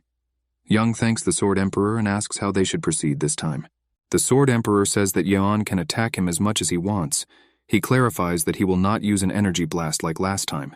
Young believes that since the last sparring was more of a bet than a lesson, this time the Sword Emperor will teach him properly. In this case, Young is ready to show the Sword Emperor what he is capable of.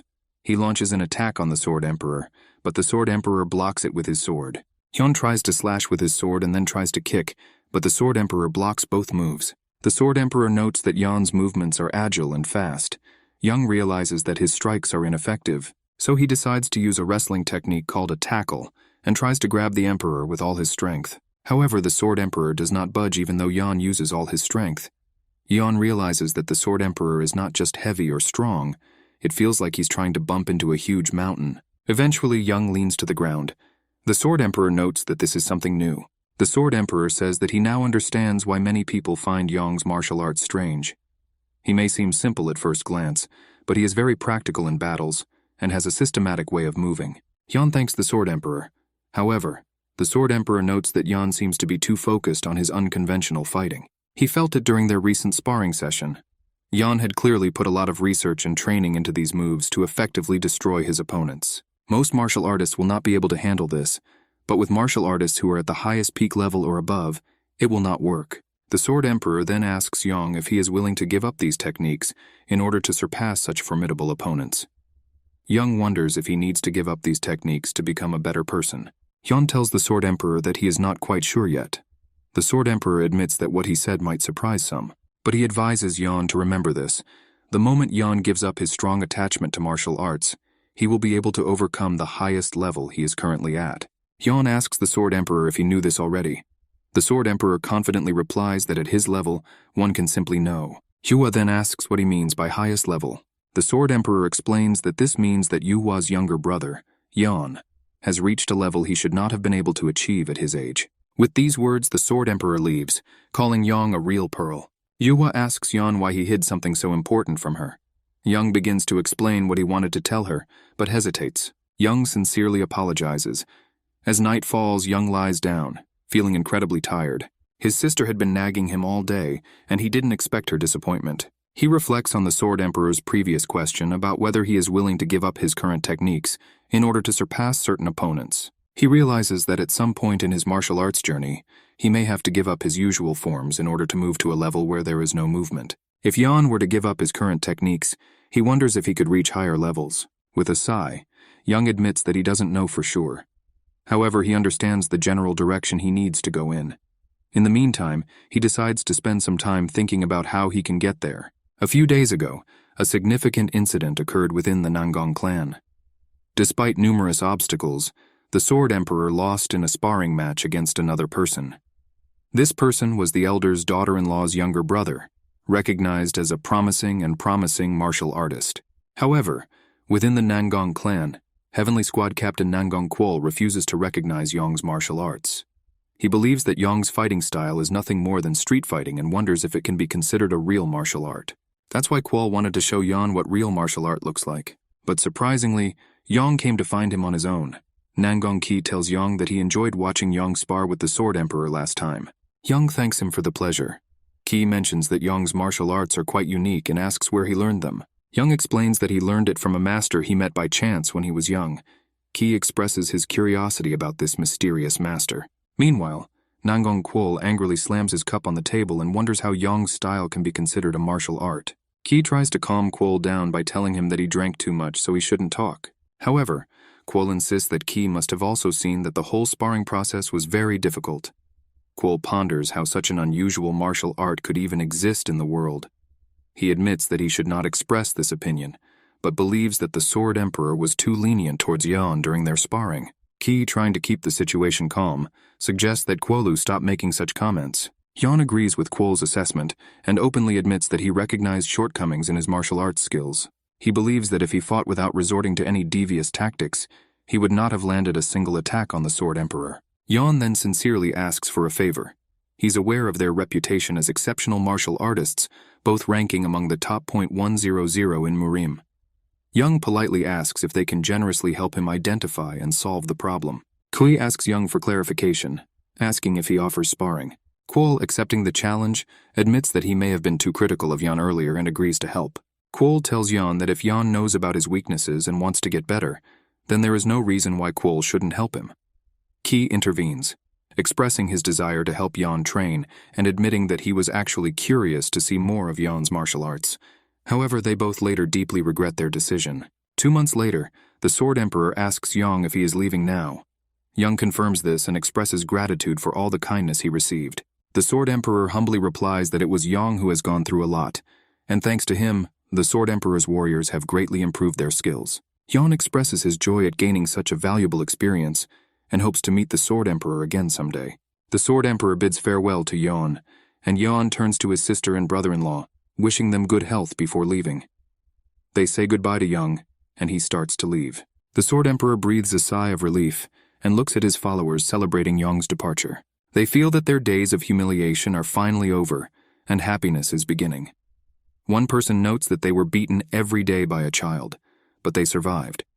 Another person adds that what is most disturbing is that Yeon genuinely wanted to spar with them. Someone else agrees, saying that Yeon is just obsessed with fighting. He doesn't care about winning or losing. It seemed wrong to reject Yeon as a martial artist, so they accepted his request not to look like they were afraid of him. One person noted that it wasn't just once or twice. Yeon continued to look for them whenever he had time.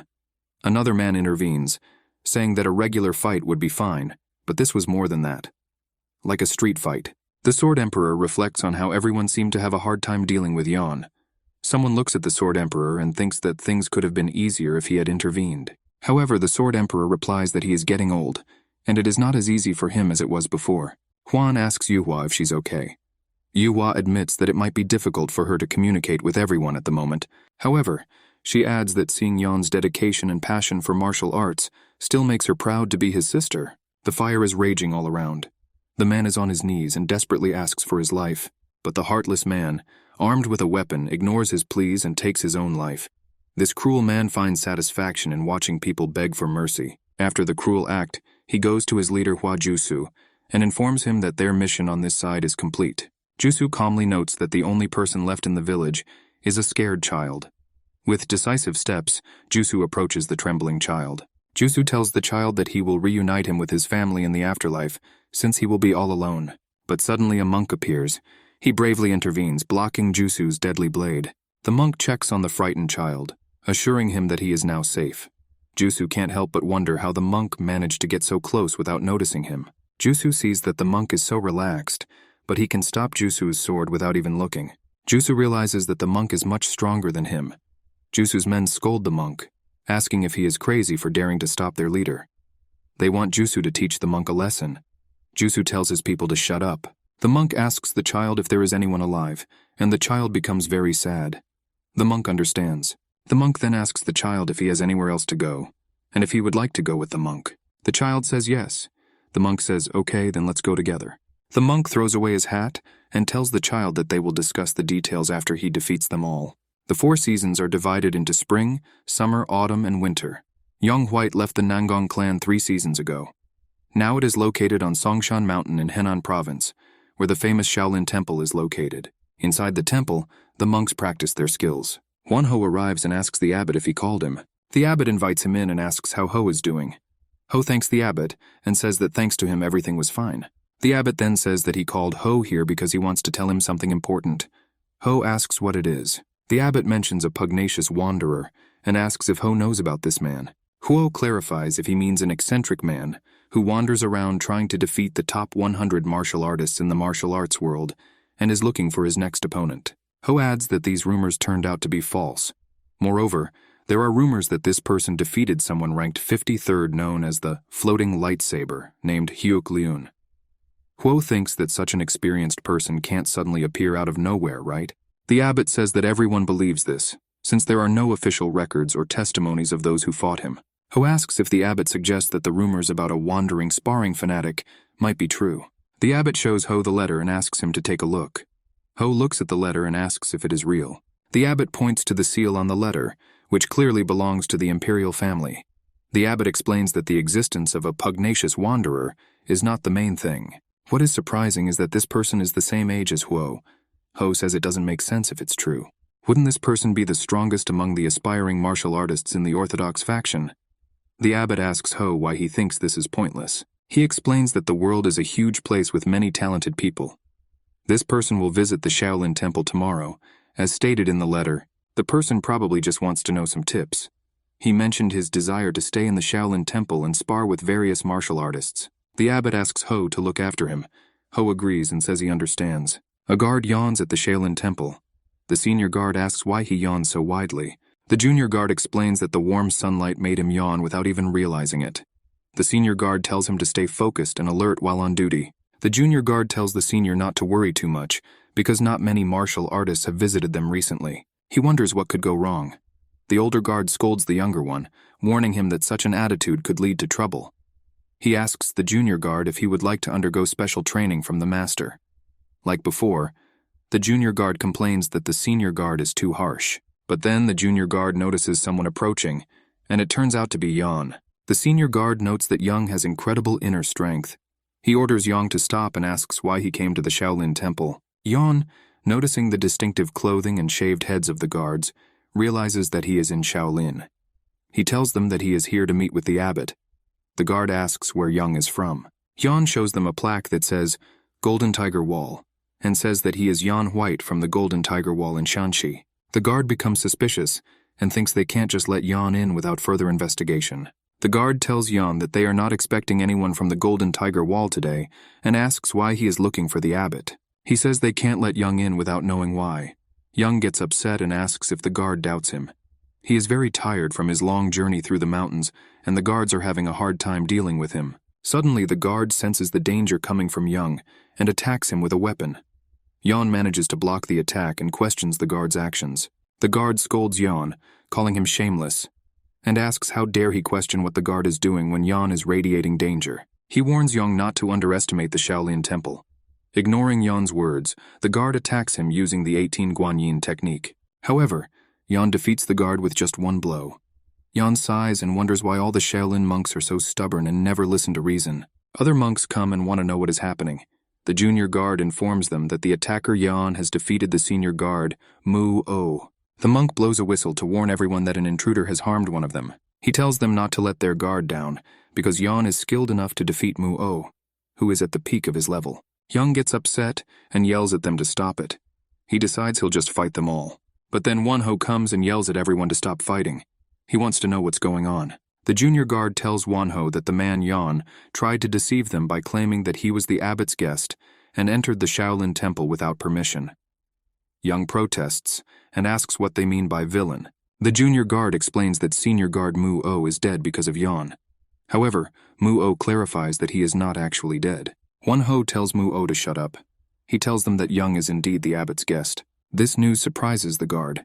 Won-Ho shows them the letter and says that he is here to deliver a message, so what is all this confusion? Won-Ho questions them, asking even if they didn't get the message. What do they think is the right thing to do to attack someone without understanding the situation? He also notes that it is even worse if a group of them gangs up on one person. He wonders if they can really call themselves monks of the Shaolin Temple. Young agrees with Won-Ho, saying that these are very reasonable words. Meanwhile, the junior guard realizes that he is in trouble. The guards are later severely punished. The one who is punishing them notices that their bodies are shaking from the punishment and decides to add another 15 minutes to the punishment. The guards thank him. The man then approaches Mu-O and mentions that he heard that Mu-O is the cause of the problem this time. He asks how Mu-O can achieve enlightenment if he judges people with prejudice. Young overhears this and thinks to himself that he really likes the situation. Seonghak arrives and asks Young if he got enough rest. Young replies that yes, he had a good rest thanks to Seonghak. Seonghak introduces himself as Mu Seonghak, the head of the Shaolin Temple's guest hall. He admits that he made a big mistake with Yeon and apologizes again. Yeon reassures Seonghak, saying that everything is fine and that he understands Seonghak's situation. He knows that the monks of the Shaolin Temple are full of energy. Seonghak expresses his gratitude to Yeon for her understanding. He thinks to himself how amazing it is that Young is only 20 years old. Young is the famous pugnacious wanderer. The leader was right. Seonghak asks if he heard correctly that Yeon wants to meet their abbot. Yeon confirms this and praises the Shaolin Temple for its reputation as a martial arts center. He explains that he just wants to spar and learn from these masters. Seonghak understands and admits that Yeon is definitely suitable for sparring. However, he is concerned that the idea may not go down well with the temple's senior members. Young realizes that Seonghak is right. Compared to someone who has nothing to lose, the temple has something to lose. That's why Yeon always suggested that sparring should be informal. Seonghak asks Young what he plans to do. Young wonders if there is any way around this. Seonghak suggests that it is not necessary to involve senior members. He suggests that Yeon could teach 3rd or 4th grade students and have leadership spar with them. Seonghak says that sometimes you can learn a lot by teaching others. Young asks if they're okay with him teaching considering the trouble he's caused. He thinks they are suffering because of him. Seonghak asks Young not to say this. He explains that this is a misunderstanding due to their lack of experience. Yeon agrees and suggests following this plan. Yeon then asks who in the Shaolin Temple does the most training. Later they go outside and Young catches a falling autumn leaf. Seonghak notices Young's interest in autumn leaves. Yeon agrees, saying that the autumn leaves at the Shaolin Temple are beautiful. Seonghak admits that it might be a little offensive, but at first he thought that Young, with his nickname Pugnacious Wanderer, was only interested in fighting. However, after meeting Yeon, Seonghak came to the conclusion that the nickname did not accurately describe Yeon. Instead, he believes that a term like autumn leaves would be more appropriate for Yeon's character. Young finds it funny. As they watch, they notice that Won-Ho is engrossed in his training. Young remembers Won-Ho as the person who helped him with the other monks earlier. Seonghak continues to tell Yeon about Won-Ho's status in Shaolin. Won-Ho is considered a source of pride for the temple and the most likely candidate to become the next abbot. He is popularly known as Little Dragon Won-Ho. Seonghak clarifies that if Yeon asked anyone in Shaolin about the most dedicated training enthusiasts, they would undoubtedly mention Little Dragon Won-Ho. Young asks how many times Won-Ho repeats this particular move. Seonghak explains that Won-Ho constantly emphasizes the importance of mastering the fundamentals. He uses the analogy that just as a building without a solid foundation will collapse, martial arts without a solid foundation are doomed to fail. Seonghak adds that Won-Ho practices this movement in an upright position for 6 hours, daily. Young expresses his belief that such teaching methods are ineffective. Seonghak asks for clarification and asks Young to clarify his point. Yeon then goes on to explain that he meant what he said. Such teaching methods are ineffective.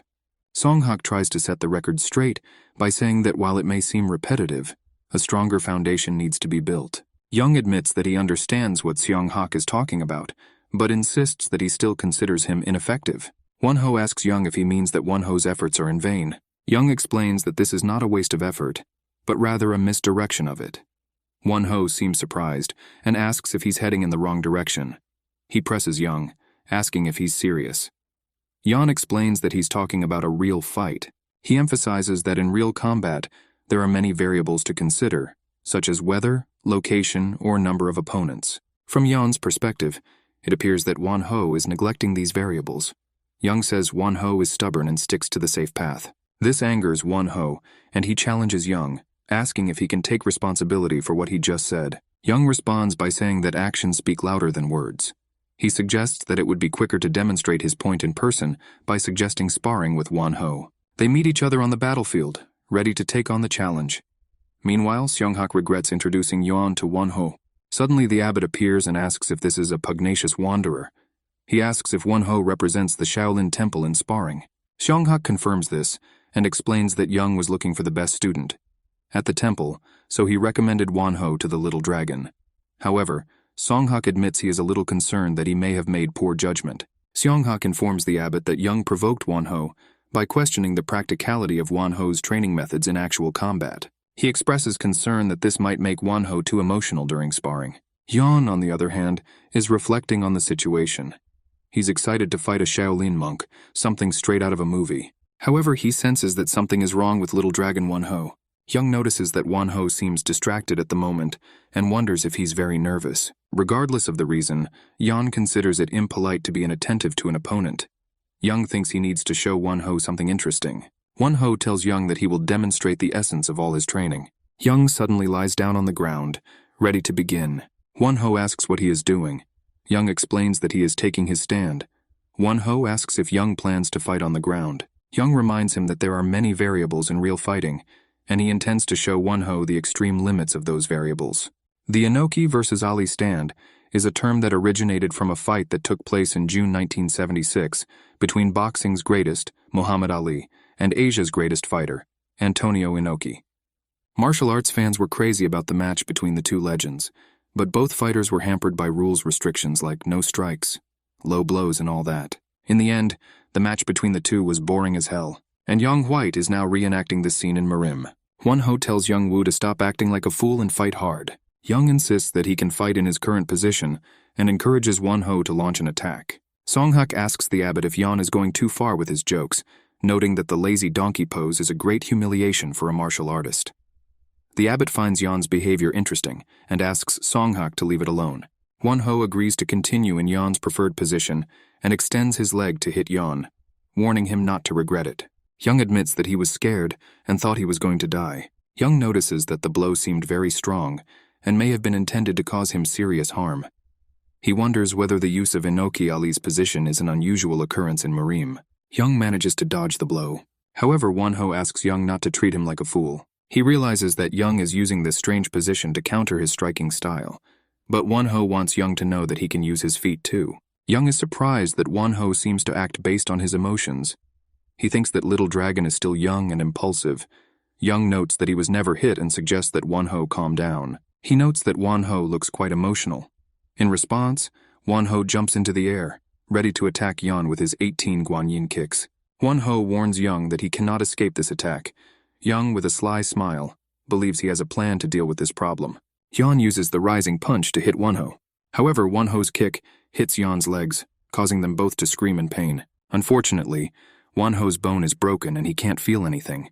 He realizes that Young used the ground to absorb the blow, so only he, while in the air, took the blow. It becomes clear to Wan Ho why Young provoked him. Wan Ho wonders if this will be his defeat. He looks at the abbot and decides that he cannot afford to lose here. There was no point in him falling now, so he goes on the offensive again. But Young parries the blow, causing Wan Ho to fall to the ground, upset, and say, "Damn it."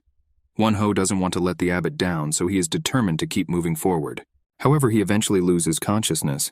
When Wan Ho wakes up, he finds Young nearby. He asks how long he was unconscious, and Young replies that it was less than 15 minutes. Wan Ho realizes that he most likely lost the match. Young extends his hand to help him up and praises the match, saying it was great. Wan Ho accepts Young's hand and agrees that it was indeed a great marriage. He tells Yan that at first he thought Yan was just provoking him by talking about his training. Wan Ho, on the other hand, admits that he now understands what Young meant. He admits he was too narrow-minded. As they walk, Young stops and tells Wan Ho that there is a bigger problem with him. Wan Ho asks what the problem is. Young wants to know why Won-ho trains and what makes him get stronger. Young shares that based on his observations, he believes Won-ho doesn't have the answer yet. He tells Won-ho that if his only reason for wanting to become stronger is to gain recognition from someone, he won't be able to reach his full potential. The abbot agrees with Young's words. He mentions that he knows Won-ho respects him a lot and follows him. It seems that Won-ho trains so hard to impress the abbot, perhaps because he wants to make the abbot proud of him. The abbot acknowledges that Won-ho has already succeeded him at a young age and expresses pride in him. However, the abbot notes that Won-ho may be too focused on the abbot's approval. He explains that this is not the main reason he saved Won-ho. Won-ho responds by saying that the abbot is like a savior and father to him. His eyes fill with tears as he admits that he doesn't believe a weak person like him deserves the nickname Little Dragon. The abbot places a soothing hand on Won-ho's head and acknowledges the emotional suffering he has endured. The abbot realizes that he may have put too much pressure on Won-ho. Won-ho quickly assures the abbot that it is not his fault. However, the abbot assures Won-ho that he need not worry. He tells Won-ho that he doesn't need to become stronger for the sake of the abbot. Even if Won-ho does not succeed the abbot, he will always be the son that the abbot is proud of. Overcome with emotion, Won-ho begins to cry and tells the abbot, "Yes, father." Several days passed. Another monk falls to the ground and Young compliments him, saying that they make a great couple. The monk replies, That was a great match." Young suggests that it's time for the next person to get ready, but when he turns around he realizes he has defeated all his opponents. Won-ho asks Young if he is done sparring. Young, looking back at his defeated opponents, asks Won-ho if he wants to fight him. While walking with the help of a stick, Won-ho explains that he is still not ready to spar, and reminds Young of the time Young broke his leg. Young apologizes, admitting that maybe he went too far last time. Won-ho reassures Young, saying that everything is fine, and he believes that his injury was his own fault. Won-ho then reveals that he has something to share with Young. He continues to tell Young about the upcoming event known as the Battle of the Dragon and Phoenix. This event is organized by the Murim Alliance and will take place soon. Won-ho explains that the Murim Alliance is currently in good health and enjoying success. This is due to the fact that the Orthodox faction has been in power for many years, making the alliance a powerful force in the world. However, as the world continues, the young martial artists become discontented. They lack opportunities to demonstrate their skills, gain recognition, and distinguish themselves from others. To solve this problem, the Murim Alliance found a solution. Every 2 years they organized official sparring matches, which they called the Dragon and Phoenix Battle. Won-ho told Young that there were only 2 months left before the Dragon and Phoenix Battle began. To enter, Won-ho tells Young that he just needs to go to the Henan branch and take part in the preliminary rounds. Won-ho then asks Young a question. Would he consider teaming up with Won-ho and joining the Dragon and Phoenix Battle together? Young responds by explaining the structure of Dragon and Phoenix Battle. As far as Young knows, it is divided into 2 generations. The younger generation competes in the first round, and the second round is for participants aged 40 years and older. Young suggests that if they decide to participate, they will end up in the first round, right? Won-ho agrees, and admits that he wasn't sure if Young would be interested, because Young is already strong enough to take on higher-ranked martial artists in Murim's top 100. Won-ho asks Young if he would like to meet martial artists around Young's age. Young grins and asks if it was that obvious. Won-ho suggests they try anyway. He believes that sometimes it is better to reflect on oneself rather than constantly striving forward. Won-ho admits he was also focused on the race ahead. He asks Yoon if Yoon helped enlighten him on the matter. Most importantly, Won-ho expresses his desire to have another fight with Yoon. Young smiles and agrees, saying, "Okay, let's have one more match in the final." Thus began a friendship between the god of battles, who is considered the strongest fighter in the world, and the main master of the warrior family, the fire monk. 2 months later, at the Murim Alliance branch in Henan, Yoon fights a warrior. The warrior attacks Yoon while jumping, trying to kick him, but Yoon blocks the blow, after which he simply pushes his leg away and hits back. Yoon's opponent falls. The judges declare Yoon of the Golden Tiger Wall clan to be victorious. Coming out into the street, Yoon exhaled with relief. Yoon thinks that he can't keep up with the little dragon Buddha, who will pass the selection before him. Yoon realized that he would not get along with the little dragon in the final selection. The little dragon Buddha said goodbye to Yoon and wished him an easy passage through the qualifying round. Large well-known schools do not participate in the selection process, but immediately get to the main competitions. Yoon thought that the world is not fair. A boy approached Yoon and handed him a letter, calling Yoon an old man, which caused him great surprise. The boy added that the beautiful lady asked to deliver this letter for the old man. Yang again wondered why they called him an old man. Yang decided that this was an old friend who watched his previous fight and decided to meet him because she liked Yang. After reading the letter, Yang realized that he was being invited to a meeting at a restaurant, but it was not clear who. Restaurant Lotus. Yang has arrived. Yang sat down at the table and waited. A girl in a hood approached him. Yang did not recognize her and immediately asked her who she was and why he was here. The girl said that she was from the Murim Alliance, leader of the celestial school So Myeon. When So took off her hood, everyone around her froze when they saw such beauty. She explained that he was the winner of the last battle between the dragon and the phoenix, and is now the head of the heavenly bow fortress. The unique and mysterious heavenly sect is also a sect in which the successor is one person. This is a strange sect that wields the bow and only allows women to become leaders. So Myeon is not just the leader of the heavenly sect, she is a gifted genius who has reached the very heights of martial arts, and she is not yet 30 years old. She is also the last winner of the battle between the dragon and the phoenix. Hyung was shocked and said that he didn't know that they were part of the Murim Alliance. Hyung thought about what they needed from him, so before speaking further, she activated an energy barrier that enveloped both of them. So explained that they needed his help, and what she would tell him now should not go beyond the confines of this room. Young is surprised that he is trusted with such important matters, but So says she studied his reputation and how he behaves. So Myeon said that she had recently been to the Shaolin Monastery, and there they told her that Young could be trusted. So continued the conversation, she said, every time during the competition different incidents happen, and this time it happened too. Seo Myeon believes that there was an unfair selection here, and Seo Woo-chung, the current head of the Murim Alliance division in Hanam, is in cahoots with several families. He falsified the results of the qualifying competitions. Seo Myeon wants Young to steal these results, but Young says that he is not on such matters. But Seo Myeon says that he knows that Young has already done this before, and it won't be too difficult for him. Young is shocked by the awareness in the Murima Alliance. Young says that this is a big risk for him. Seo hands Young a special ID plaque. Now Young is the official inspector of the alliance. Young says that if you give something, you get something in return. Seo Mi-young says that's great, and asks Young what he would like in return. Henan, Murim Alliance qualifying tournament. Seo Woo-chung, the head of the Henan branch of the Murim Alliance, will meet the guest in the schoolyard. He is happy to welcome So Mi-yeon and offers her tea and rest in the guest quarters. Seo Mi-yeon refuses and says that she came to watch the qualifying fights, and she wants Seo Woo-chung to be with her and show her how the selection process goes. Seo Mi-yeon asks if Woo-chung is okay. They went into the hall. Woo-chung yells at the students to urgently bring the best tea and sweets for the guest. At this time, Young is already upstairs near Woo-chung's office. Hour ago, Young asks what their plan is. Seo Mi-yeon says, while she distracts the head of the branch, Young will have to sneak into his personal account and pick up the book with fake selection results. Seo Mi-yeon believes that the head will not leave her side because she is the winner of past competitions, and for him she is a chance for promotion in the future, so he will try to please her. But Seo Mi-yeon also knows that Woo-chung is very careful. That's why she has a ring. Such rings allow you to send a signal even over a long distance. She gave the second ring to Young. These rings are paired and connected to each other. You will also most likely need this bracelet. The bracelet will help identify hidden objects. After all, most likely the magic of protection and secrecy has been cast on the book. Seo Mi-yeon convinces Young that he can handle it completely.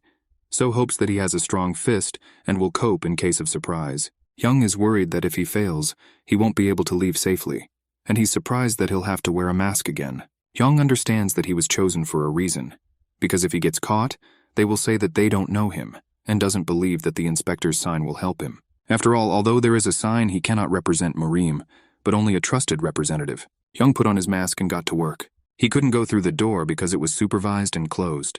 The choice is obvious: window. He easily jumped through the open window and entered the room. Having assessed the situation, he went straight to the office. There was no one around. Everyone went to see So Mi-yeon, the best archer in Murim. Opening the office door, Young was shocked by what he saw.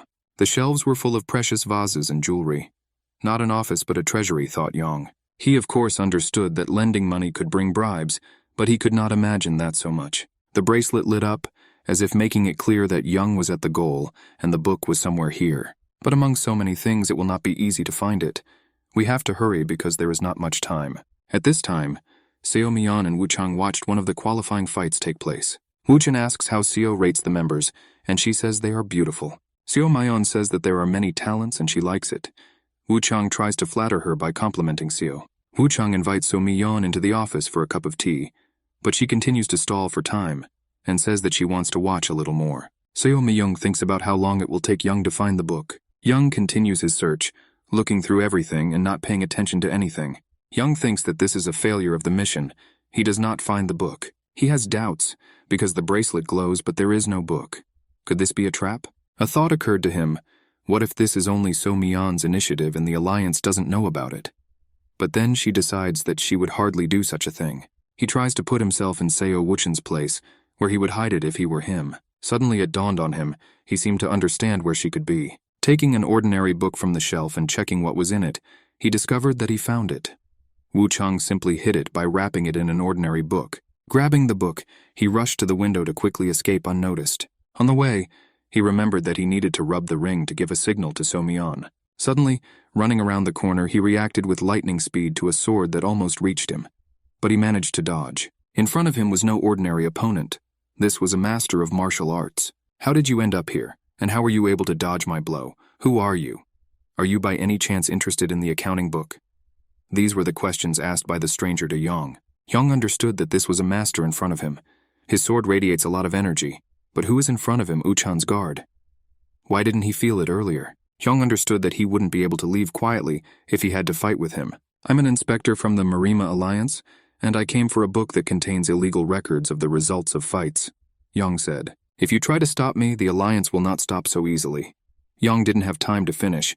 The sign shattered into pieces. It seems his opponent doesn't care about his words, and he asked what Young will do now. Well, we'll have to fight. A fight broke out. Young attacked and the enemy defended. Young was glad that an opponent equal to him was fighting with him. Young decides that he will try boxing. Young throws an uppercut from below, but the masked man blocks with his sword. A man in a mask does a somersault in the air from the impact, but he calmly lands on his feet. Young does not lose the initiative and continues to strike, but the enemy dodges. The masked man seizes the moment and counterattacks with his sword. Young dodges and slides down, grabbing the enemy's leg. Realizing that he couldn't reach it with his hands, Young switched from boxing to jujutsu wrestling. Grabbing the leg, Young immediately performs a painful heel hook hold. And it's clear that it worked, but not completely because the enemy has a sword. So you have to let go of your leg before it's too late. Young manages to jump out from under the blow of the sword in time.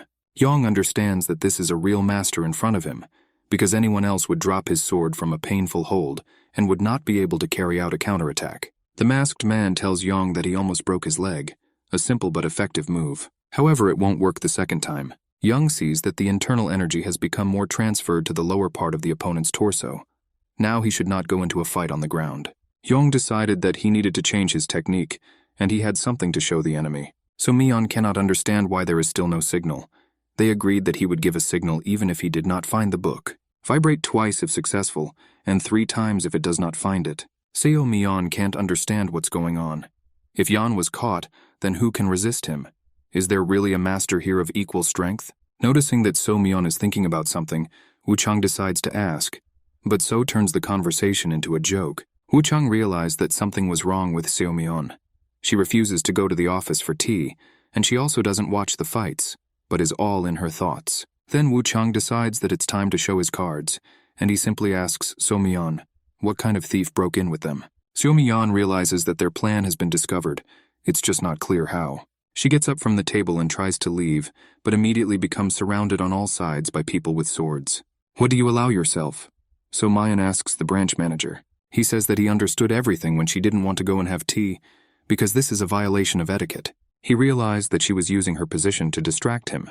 Seo Wu Chang says that even if her accomplice finds the book, his mercenary will not let him leave. A red aura glowed around So Mi-yeon's sky archer Murim. Have you forgotten who I am? So Mi-yeon asked the branch manager. Do you really think that you can whitewash me with these people? But Wu Chang only said that she was just a bitch and nothing without her bow. At this time there was an explosion. Nobody expected this. Everyone turned to the roof of the building. Young and the mercenary flew out of the house. The mercenary attacked with a sword, and Young put a block with his metal gloves. While So Mi-yeon screamed in horror towards Young, one of the fighters meanly decided to attack from behind her. But So Mi-yeon noticed in time and responded with a lightning strike. The rest of the fighters also came out of their stupor and decided to attack So together. While fighting off the attacks, So Mi-yeon thought that there were too many of them. She also thought that she urgently needed to help Young. She also managed to evaluate the masked mercenary and also decided that he was a high-level martial arts master. The mercenary asks Yang that he promised to show him a lot of cool moves, and he is upset that this is all Yang can do. Yang understands that he does not have as much internal energy as his opponent. He continues to think about attack options. He cannot use the fight at the bottom, and the sword interferes with him at the top. He does not know what to do. Yang's injuries only add to his injuries. On the other hand, he only deflects his attacks. Yang began to laugh at his opponent, which puzzled him a little. Yang still has one more thing up his sleeve and is ready to continue. Have you heard about Kyokushin Karate? Yang asked the mercenary. This is a Japanese karate school from the founder Choi Young, a Japanese in Korea. This school differs from the usual professional mixed martial arts because it emphasizes practicality in fighting. Therefore, Kyokushin is perhaps more suitable for Murim. But Young White did not like to use Kyokushin Karate. Young tries to hit the mercenary, but the mercenary is fast enough and dodges. Young is surprised how fast he is. The mercenary counterattacks with his sword and Yan blocks and jumps away. Young wants to deliver a powerful blow and not constantly block. He understands that Kyokushin does not suit his fighting style. Young again abruptly takes off and tries to hit the enemy in the head, but again his fist is blocked by the sword. The mercenary understands that this fighting technique is quite simple, but it can cause fatal injuries. The power of such a technique can be compared to the blow of a large bull. Young continues to attack, but the mercenary dodges. Having dodged the blow, the mercenary jumps away and ends up behind Young. Now the mercenary feels that with each blow, Young is hitting harder and harder, but Young's internal energy has not increased. The mercenary felt Young's bloodthirstiness increase. The mercenary very quickly jumps up to Young and jumps and asks that this is all that his fight is capable of. A swing of the sword that could not be blocked in time. Too fast, too close. Young finally pulled out the sword and blood was shed. Damn, his footwork is too good, Young thought. Kyokushin is unlikely to be able to help here. The mercenary definitely seems too fast now, but at the same time more evil. Probably because the mercenary felt threatened by the karate technique. Young blocks another blow from the mercenary. Young realizes that he has even less time left and needs to attack urgently. But how to do that? Think. While his legs allow him to close the distance to his opponent very quickly, he moves in a straight line, and it is difficult for him to suddenly change direction. Therefore, in this case, the answer is quite simple, Young thought, again blocking the blow of the sword with his metal gloves. Having dodged the blow, Young suddenly decides to move, goes around the mercenary and runs. The mercenary is shocked. Has his opponent really decided to run away? Does he really think that he can get rich from him? The mercenary believes that with such wounds, Young will not be able to escape and suddenly jumps after him. Young runs to the edge of the roof, while controlling the movement of the mercenary behind him. Now you're hooked, he thought. The bait worked. Young stopped abruptly at the edge, and simultaneously turned to face the enemy. Young prepared to attack? While jumping, the mercenary thought that his opponent's behavior was too strange. But now he would definitely get him. The mercenary grabbed the sword in his other hand. A strange technique, the mercenary thought. The distance was closing. The mercenary's sword will now reach Young's head. Young's lightning-fast reaction. He already knew that this would happen, and put his metal glove towards the blade of the sword. The glove turned out to be stronger than the sword. The tip of the sword could not stand it and shattered into pieces. By inertia, the mercenary continued his flight to meet Young's fists. In a split second, he realized what Young was up to. But it was too late. Having gained speed, the mercenary could not stop, and having lost his sword, he could no longer block the blow. He was left without protection, and got close to Young. Young threw the enemy away with a second blow of his fist. He did it was a great shot. But that was not the end. He only broke the sword. The enemy is still without major damage. Young ran towards the enemy as quickly as possible. This is his chance to win while the enemy is without his weapon, and until the mercenary began to use his fast legs again. Young must put him down very quickly. Having closed the distance, he fell for his own trick and was unable to avoid the mercenary's blow. From the blow, Young flew into the wall and crashed into it, with such force that stones flew off the wall. The mercenary admitted that he was very surprised that Young used his fast legs to destroy his sword. He also admitted that he had not had such an interesting fight for a long time. Young asked the mercenary how he was able to hit him like that without his weapon. The mercenary explained that he did not want to hide it. His customers simply trust him more when he has a sword. He actually uses a fighting technique called the palm technique. But this knowledge does not change anything. The mercenary answered, turned around and began to leave. Young said that he wasn't finished yet, and asked where he was going to go. The mercenary said not to worry about it, and they would see each other again soon. And he threw away his mask. I hope you will be stronger next time, the mercenary said and left Young. Having no talent in martial arts and not very smart, The head of the branch did all the dirty work to become successful. This is how he worked his way to the head of the Henan branch of the Murim alliance. He overcame many difficulties to reach this position. Soo-myeon stood in a circle of fallen guards who could not get up after her attack. Seo Woo-chung cursed his guards for not being able to deal with some girl. Seo-myeon asked him if he still thinks that he is just a girl. Hearing the shouts of the branch head, she turned to him and walked straight towards him. He shouted at her not to come near him. Seo Woo-chung wanted to take a step back, but suddenly he noticed that someone was behind him. Silently, like a ghost, someone was next to him. It was Yang, all dirty after the fight with bruises and a wild look. Woo-chung fainted from fear, thinking that Yang was a real ghost. Seo-myeon became worried when she saw Yeon's condition, but Yang coughed up blood and said that he was fine. Seo-myeon apologized. If she had found out earlier that it was a trap, she would not have allowed this to happen. Yang says it's not her fault. He's just too weak. But he will meet with this mercenary again, because the mercenary saved his life. If Yang understood correctly, they met at the Dragon Phoenix tournament. The winner of the last tournament assured that if this stranger appears there, they will conduct a thorough investigation, and Yeon is no longer in danger. He is under the protection of the Murim alliance. Yeon asked Seo-myeon to close his eyes because the mercenary saved his life. Didn't pick up the book with fake entries from the qualifying tournament, and the stranger is obsessed with fighting just like Yang. She realized that Yang wanted to fight him again. If he leaves this defeat as it is, he will not be able to sleep well and will be very upset. Yang confirmed that he is going to the Murim alliance as soon as he is cured. Seo-myeon says that she will also go there to give away this ledger, and asks Yang to accompany her. She hopes that he will not refuse her this, and they will go together. As a result of the investigation, everyone who was involved in the corruption scandal was captured and taken away. The main building of the Murim alliance. Lim Musun is the leader of the Murim alliance, Emperor's heavenly destroying blade. He was tired of all this business. This corruption scandal also did not add interest to him. This position requires him to carefully study all reports. He is the leader of the Murim alliance, but all he wants to do is focus on martial arts. He doesn't like office work. Once upon a time he was just an ordinary guy. One day trouble happened to him and he fell off a cliff. He was lucky and didn't die. A spirit appeared to him and invited him to discover hidden possibilities within him. Lim Musun awakened his intelligence and natural talent for martial arts. He achieved amazing results, and officially began his journey to Murim. He then began his dangerous journey as a knightly warrior, fighting countless duels. While doing all this, one day he suddenly realized that he had earned the nickname Heaven-Slaying Blade Emperor, and he was promoted to the position of leader of the Murim alliance. He was clearly not happy about this. He didn't want to become one. He knew this even when this guy Juge talked him into it. But then suddenly he noticed among the papers that the girls' school had written them a letter. This is one of the non-standard schools. Are they really going to participate in the Dragon Phoenix tournament this year? It's good that there are no special requirements for participation, but this is the first time that a non-normative sect has joined. It's strange. They were up to something. You need to be prepared just in case, Lim thought. Hebei Province, 1 month later. A crowd of people gathered together for a discussion on the summer area around the restaurant. There is a lively debate going on.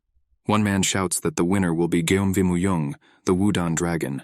Other men say that this is unlikely to be possible, because the Wudon school does not have any of the 10 highest. They believe that most likely the winner will be someone from a traditional school, perhaps a small dragon Buddha. He is the best student of the school. Others believe that the winner will be female fighter from Hua Mountain Ice Flower, Kang Yunhua. With an icy but beautiful appearance, she is a tough fighter among all ages. There are rumors that she will become the greatest Plum Blossom warrior. They heard that she trains very hard like a maniac. At the same time, she is very beautiful, but she trains hard.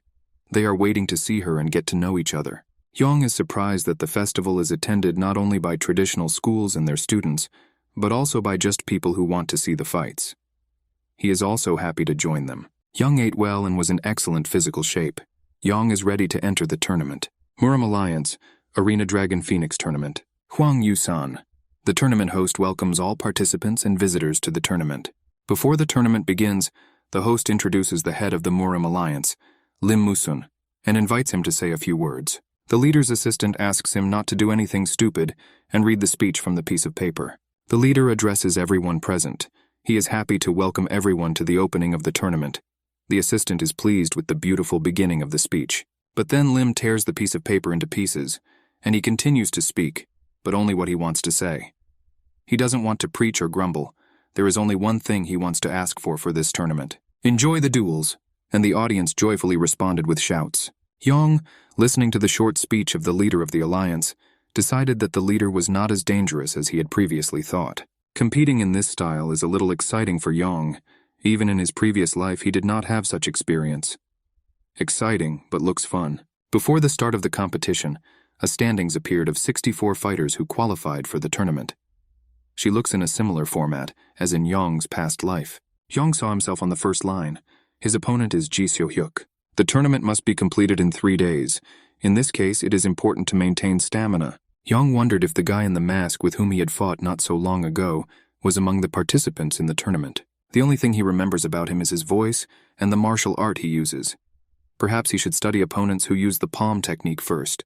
Then he remembered that perhaps he would be noticed when watching the fights. The host called the participants to the first fight and told them to get ready. One of the members approached Yang and asked him, "Are you Yang White?" It was his opponent Ji Seo-hyuk, with whom he was supposed to have his first fight. Yang ignored all the remarks and teasing of his opponent. The opponent was angry that Yang ignored him. Ji is angry that Yang doesn't know him and doesn't care that he's so cool. He decided that Yang would regret that he did not respect him so much. And so the first fight ends. 2 fighters enter the arena. Yang White emerges from the Golden Tiger Wall, Tai Dragon Sword from the Runin School. Viewers are surprised that Yang doesn't have a nickname. Usually, for competitions, participants take on some cool nickname. The cheerleaders from Jonin School support their fighter and shout out, "Ji Seo-hyuk will win." Ji, seeing the support from the stands, shouted to them not to worry. He would finish this fight quickly. Yang thought he was a little jealous that his opponent had a nickname. But then I thought that the nickname that suited Yeon perfectly was a knight-errant thief, or a fighting fanatic. Ji, seeing Yang's smile, began to get furious. He shouted so that Yang should not dare ignore him and laugh at him. Ji said that he is not a joke. The judge told them to get ready for the fight, and if they are ready, then they can start. Both fighters said they were ready.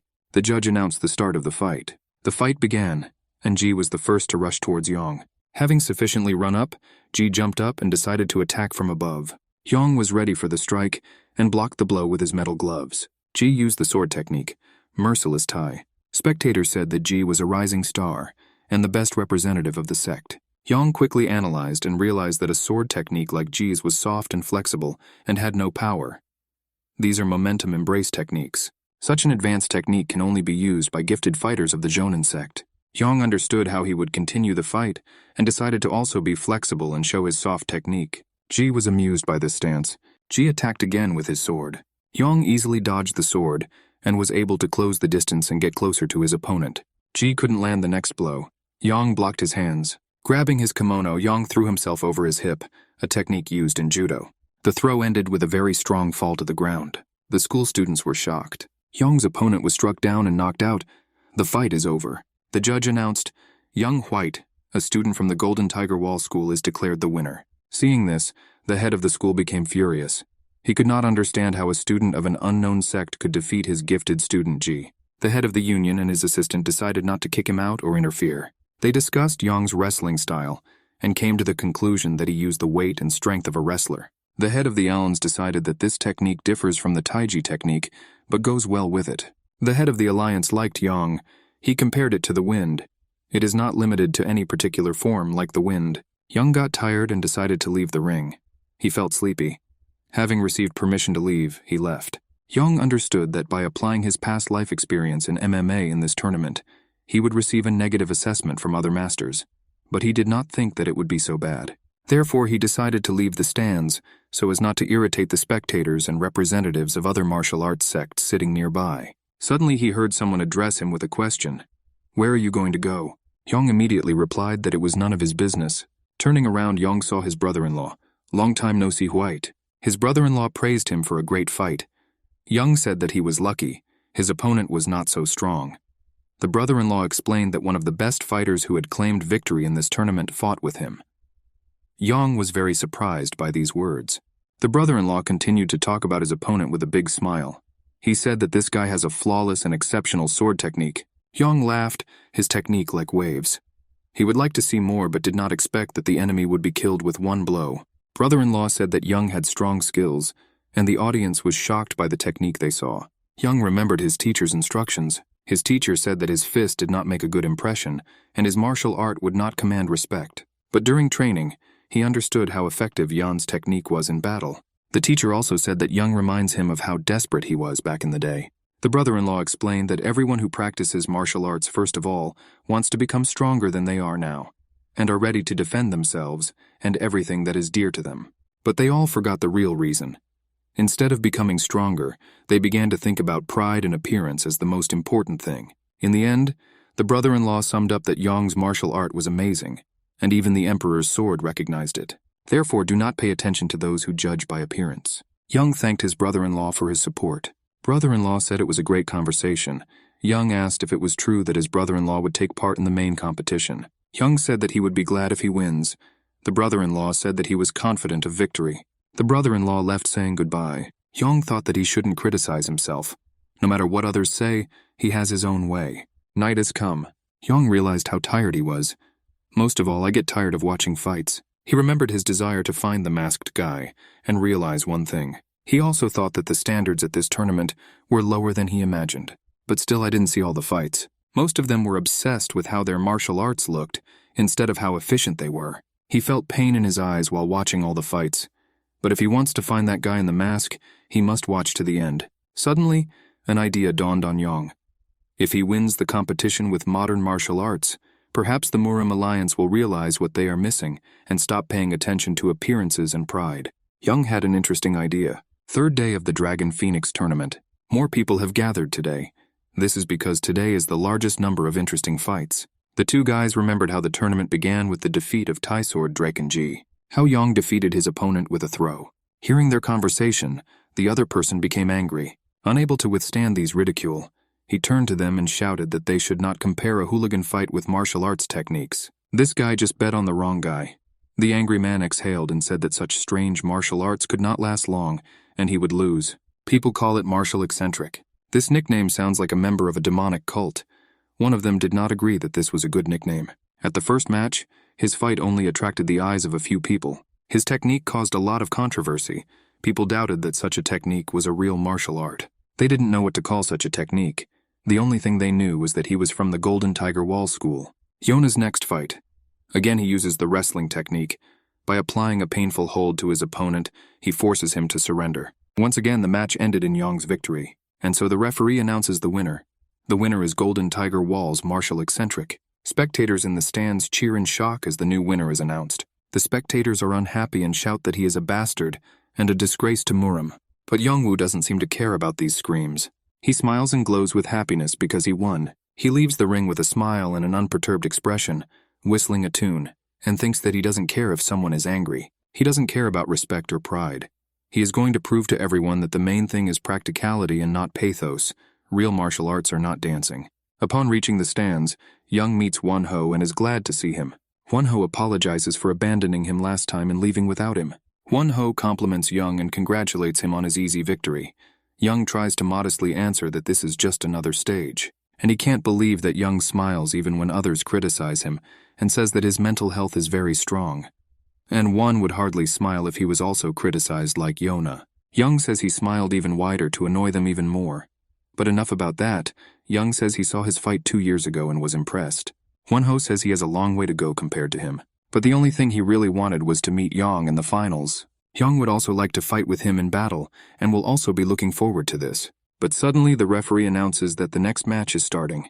A fighter from Mount Hua Iceflower, Kang Yunhua, is invited to the stage. Rival from the Guo Chunhu sect. The audience doesn't like him. Everyone likes the girl. The guys are surprised that the guy is simply insulted like that and don't understand the reason. But they decided that the reason was precisely that this guy's opponent was a beautiful girl, and the audience just wanted her to win, and she was from a well-known sect. On the contrary, he's from a little-known and small martial arts sect. She has extraordinary abilities and is one of the top rising stars of the top 10 sects. She is also beautiful. Therefore, the audience took her side. They see the guy as a villain, and it's a little sad because that's not true. And they are not villains just because they are weaker and less famous than their school. Young doesn't recognize her a little. She looks strange. He remembers her differently. He remembers her when she was quite cheerful and bright. Won-ho says that he also remembers how she smiled when she was younger. But one day everything changed when she followed her teacher, and when she returned. The referee announced the start of the fight, and the girl was the first to lunge. The guy is shocked by her speed. He raised his sword and became defensive. Young and Won-ho continued their conversation during the fight. Won-ho doesn't know the exact details, but he does know that she got into a fight with a boy her age and lost badly. After this, she became disillusioned with martial arts and became quite cold towards others. This affected her greatly personally. Young smiled because he decided that Won-ho was talking about her too emotionally. Won-ho was surprised by such a smile. Young asked him that he was interested in her. Won-ho began to deny that it was not at all, and there was no need to joke like that, and he didn't fall for her. But Young continues to joke. Young offered to talk to her, and when he was young, Suddenly Young remembered how he fought with a girl as a child. Was it really her? Then he won that battle. She lost badly then. Young realized that it was she, and it was he who influenced her. Now she is a ruthless fighter, and is no longer the little girl she was when she was a child. The fight continues. The girl knocked the sword out of her opponent's hands. The opponent is defeated and gives up. The referee announces the winner. Winner Ice Flower from Hua Mountain, Kang Yunhwa. Most of the spectators are delighted and believe that she will most likely win the tournament. And suddenly one of the spectators came up with a nickname for her, Ice Flower Phoenix. Other fans picked up this nickname, and all the spectators started chanting, Ice Flower Phoenix. She turned around and saw Young and Won-ho. The guys were clearly embarrassed, and Young felt ashamed. So again, the fight. New tournament participants entered the ring. Won-ho is a representative of the Shaolin Temple, the Little Dragon Buddha. His rival is from the Kunlun Taihu sect dragon sword named Yang Wunhu. The fighters wished each other a great fight. The guy with the sword was the first to jump at Won-ho, shouting and getting ready. Won-ho dodged the sword and pointed it to the side while trying to strike with his other fist. Young, looking at the fight, noted that Won-ho had become stronger than before. But he still follows standard combat and does not move away from his technique. Young decided that the little Buddha dragon would win, and I decided to go and rest. How suddenly he heard, "Are you avoiding me?" Young turned around and saw a girl approaching him. "Oh, you haven't changed at all," the girl said. The same stupid face and the same shameful military techniques. Young immediately replied that he doesn't care who thinks his fighting style is a disgrace. It's his style. Kang Yunhwa laughed and compared his style to tumbling on sand. Young said, "Yes, but I still won, despite such martial arts, just like I did before when I fought with you as a child." Kang blushed at these words. Young continued, "Why are you looking at me like that? Are you interested in me?"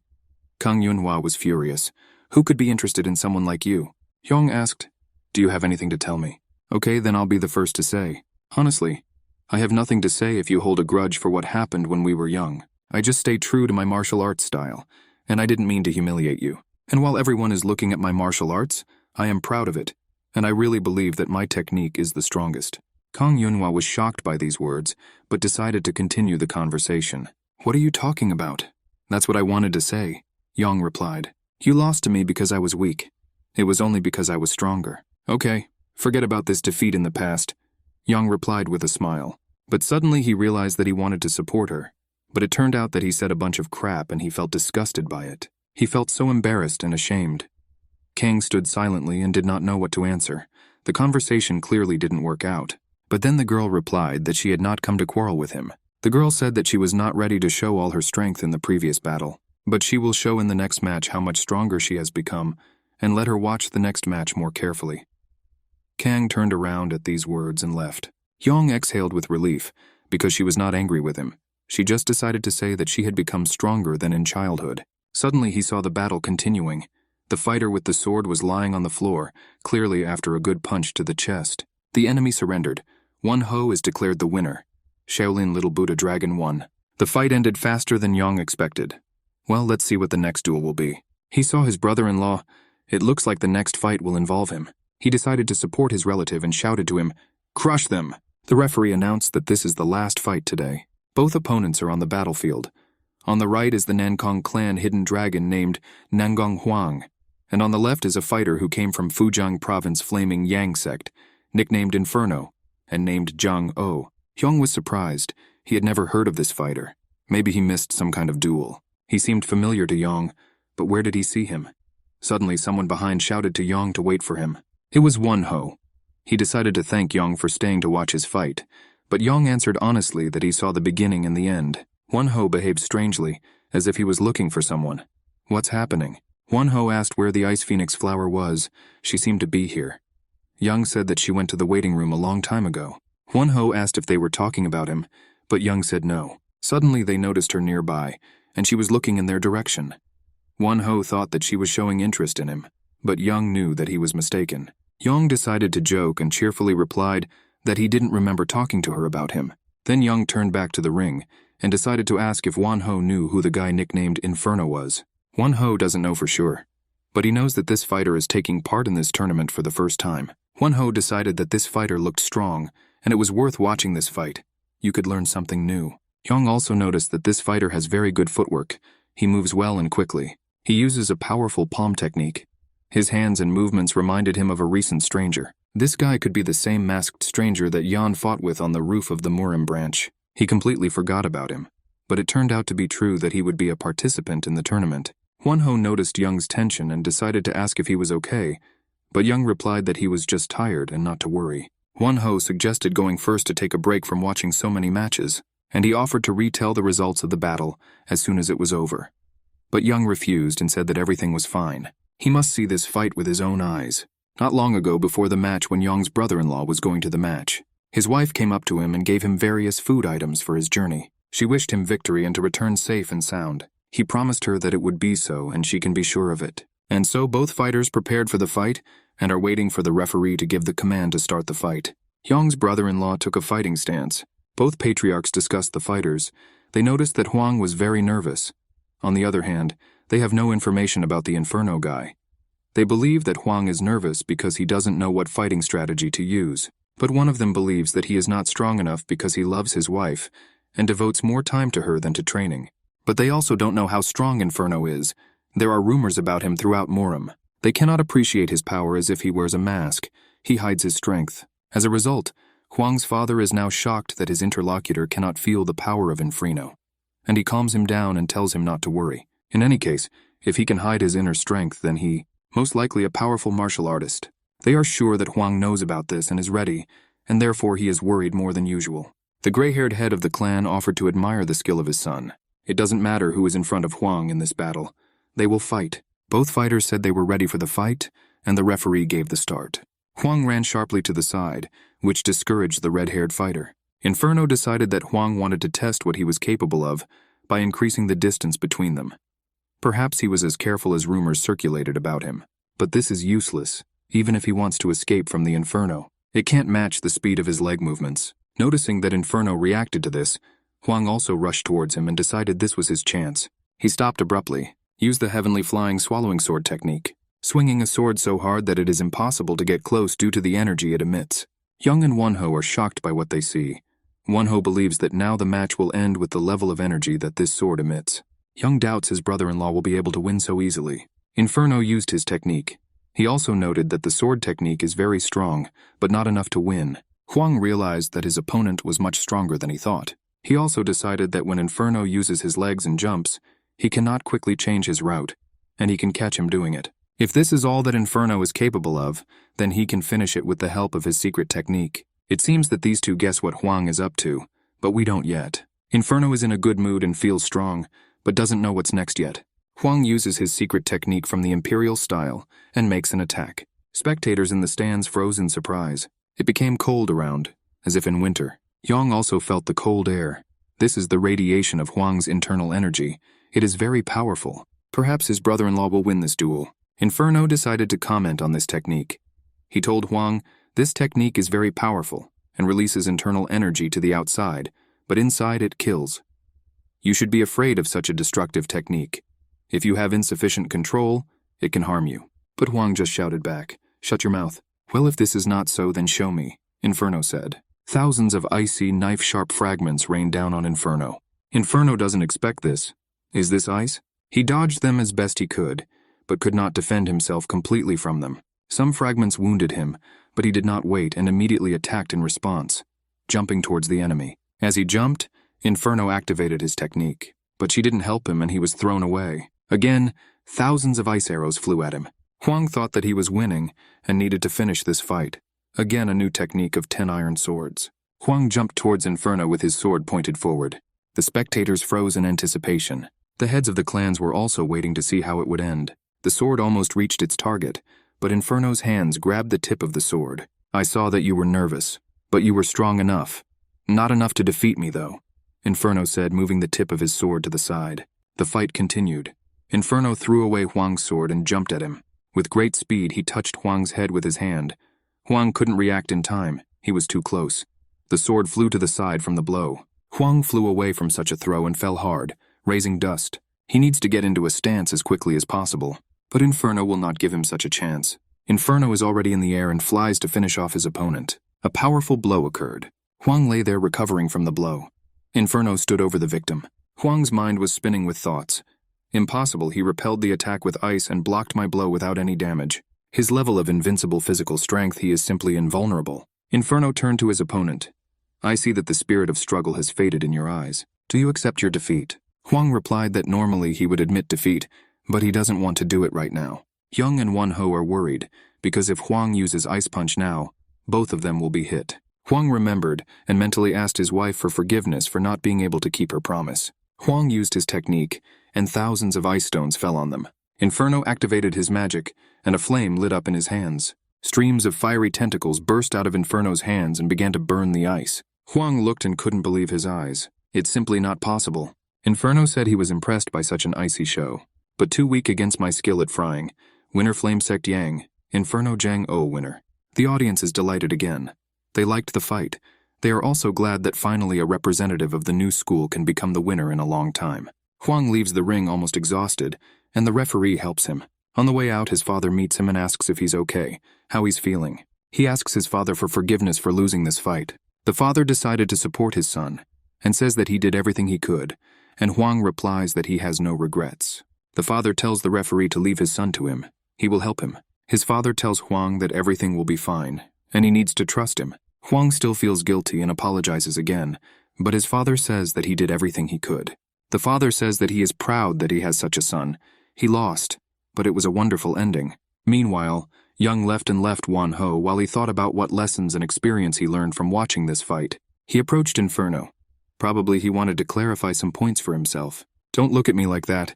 If you have something to say it quickly. Inferno replied when he noticed Yona. Yi Young asked if he was the one who fought him at the Henan branch. If yes, then what? Do you think people like me can't take part in the tournament? Or do you want to take revenge on your brother-in-law? No, I don't want to do this, Yang answered sharply. Suddenly streams of energy burst out from somewhere. The energy flows described a circle and created an energy barrier. Young says that he will learn new techniques from their last meeting. This barrier will not allow other people to hear their conversation. Inferno asked what his interlocutor was up to. Young says that he's not planning anything bad. He's just so happy to meet him that he wanted to hug him. But Inferno thinks that Young is mocking him. Young continues to say that he's not angry and doesn't care that he did a bad job or that he beat his brother-in-law. Well, I'll be more honest. I just want to fight you one more time. Inferno was surprised by this proposal and asked Young if he wanted to fight right here. And Young replied that it was not a bad idea. And Young suggested doing it on the big stage for convenience. Inferno doubts that Young will last until the finals with him. But Young said that he is absolutely sure. Young confidently continued to say that not one of the participants could defeat him. No one except Inferno is possible, so he asked Inferno to stay in good condition, and they will soon meet in the ring. 2 days passed, the quarterfinals of the tournament. A fighter with a spear is trying to attack our hero. Young blocks and deflects these blows with his metal gloves. The audience cheers for the fighter with the spear. Young blocks again and the fire spear does no damage. Young moves sideways from the blow of the spear but remains on his feet. The opponent is happy that Young cannot use his power on him, and thinks that Young is afraid of his spear. The fighter's name is Jisob. He is from the Shandong clan, nicknamed the Azure Dragon. He continues to chat about how Young is upset because he is fighting such a tough fighter like him and cannot win. Young seems tired of this fight. He probably needs to change tactics. The Azure Dragon performs tricks with a spear and continues to joke. Jisub decides that it's time for him to end this match with a victory and uses his move, jumping up and trying to attack from above like a snake. Young thinks that this is not enough to win. Having gotten too close to Young, he became open to a blow and immediately got hit in the face. The audience is shocked by this turn. They again see something unreal. The Azure Dragon is lying on the floor with a slightly bruised face, seemingly unconscious. The referee assesses the situation and considers that the duel is over. The referee announces the winner. Young won the fight. Young leaves the stage. Young is unhappy that he has such weak opponents. He wants to fight Inferno. The defeat in the last battle with Inferno on the roof haunts him. He wants to fight him again. Seeing how Young hit the wall and broke off a piece, some person approached him. Coming closer, she turned to Young and asked why he was so unhappy, and for what problem he could not find a solution. She likes such expressions, added the red-haired stranger. Young stood stunned by this behavior, not understanding what was happening and how to behave. The red-haired beauty continued to compliment Young, bewitching him. Is this magic? But then Young woke up, removed her hand from his face and began to speak. What are you doing? Asked Young. The redhead is surprised that he doesn't know her. She thinks that all the men here know her and says that maybe she is too arrogant. In fact, Young knows who she is.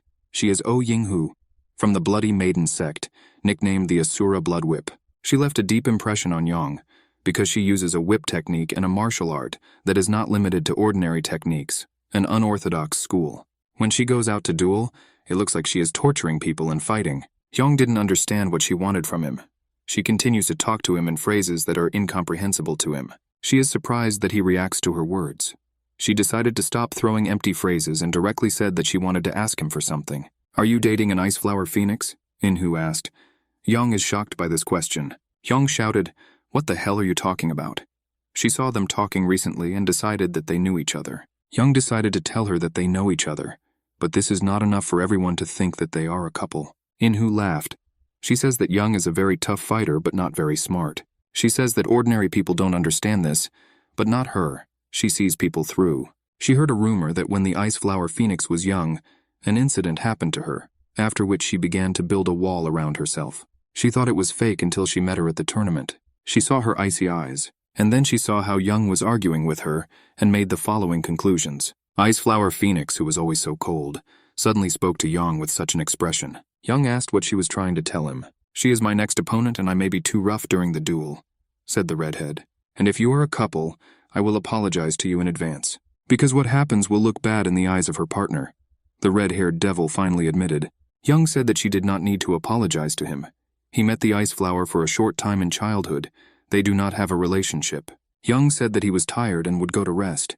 He thought to himself that meeting the ice phoenix flower was simply ridiculous. Bloody Asura Whip was not satisfied with Young's answer, and now has doubts. After Young's match, the following matches started to happen faster. There were victories for his buddy Wanho, the little dragon Buddha, also continued to defeat Inferno from the Flame Yang sect. And then came the battle between Ice Flower Phoenix and her rivals. Her opponent was the same Asura Bloody Whip from the Bloody Maiden sect. So the match started. Support from the spectators towards the flower was heard from the stands. Bloody Whip decided to chat a little before the fight. This is her first time seeing the Ice Phoenix flower so close, and she notes that she is very beautiful. Ice Flower doesn't care, she keeps her cool. Bloody Whip doesn't understand why Ice Flower doesn't want to talk to her. Ice Flower said that the Bloody Whip probably wants to fight with his mouth. Ice Flower suggested focusing on the fight, and Bloody Whip agreed with displeasure. Blood Whip prepared herself for battle and began swinging her whip. The referee saw that everyone was ready and announced the start of the fight. Bloody Whip waved and decided to attack first, pointing the end of her whip at the Ice Flower's face. The Ice Flower dodged and suddenly rushed towards her opponent to close the distance. Let's see what happens next. The Ice Flower is already close to its red-haired rival. Bloody Whip doesn't see anything dangerous in this. She's having fun. She sees this as predictable behavior from her opponent. Ice Flower blocks with her sword, and he also attacks back with the energy of his sword. We see how this technique worked. A hurricane force ice stream went towards the opponent of the Ice Flower. Spectators from the stands shout words of support to their favorite. They clearly liked this reception. Wanho is worried and wants the Ice Flower Phoenix to win, but Young just watches. Young knows that not everything is so simple, and Oh In-hu is not an easy opponent. The icy fog is dissipating. Bloody Whip did not expect such rudeness towards her. This reception upset In-ha. Yunhwa stood waiting for an answer. Yunhwa thought that the blow did not cause much damage to her opponent, but she realized from this attack that her opponent was not so strong. Blood Whip wipes the blood from his nose and prepares to retaliate. Yunhwa thinks her sword is a level faster than a whip.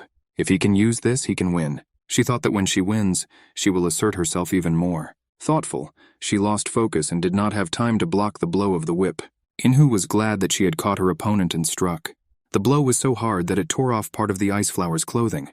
In-hu asked if the Ice Flower wanted to continue the fight. Are you ready to fight further? The Bloody Whip asked, smiling. In-hu felt she had an advantage and laughed at Yunhwa. Yunhwa began to lose control. She screamed to shut her mouth. Again, the blow of the whip is from the other side. The clothes are torn again by the whip and hit hard on the second hand. Bloody Whip continues to mockingly say that she is sorry and did not know that she would not be able to block the blow, and the clothes were torn again. Probably because you're ashamed that part of your body is not covered. You are a woman, not a fighter. In-hu continued to speak and put her foot on Yunhwa's head. Yunhwa got tired of this mockery and grabbed Inha's leg with her hand.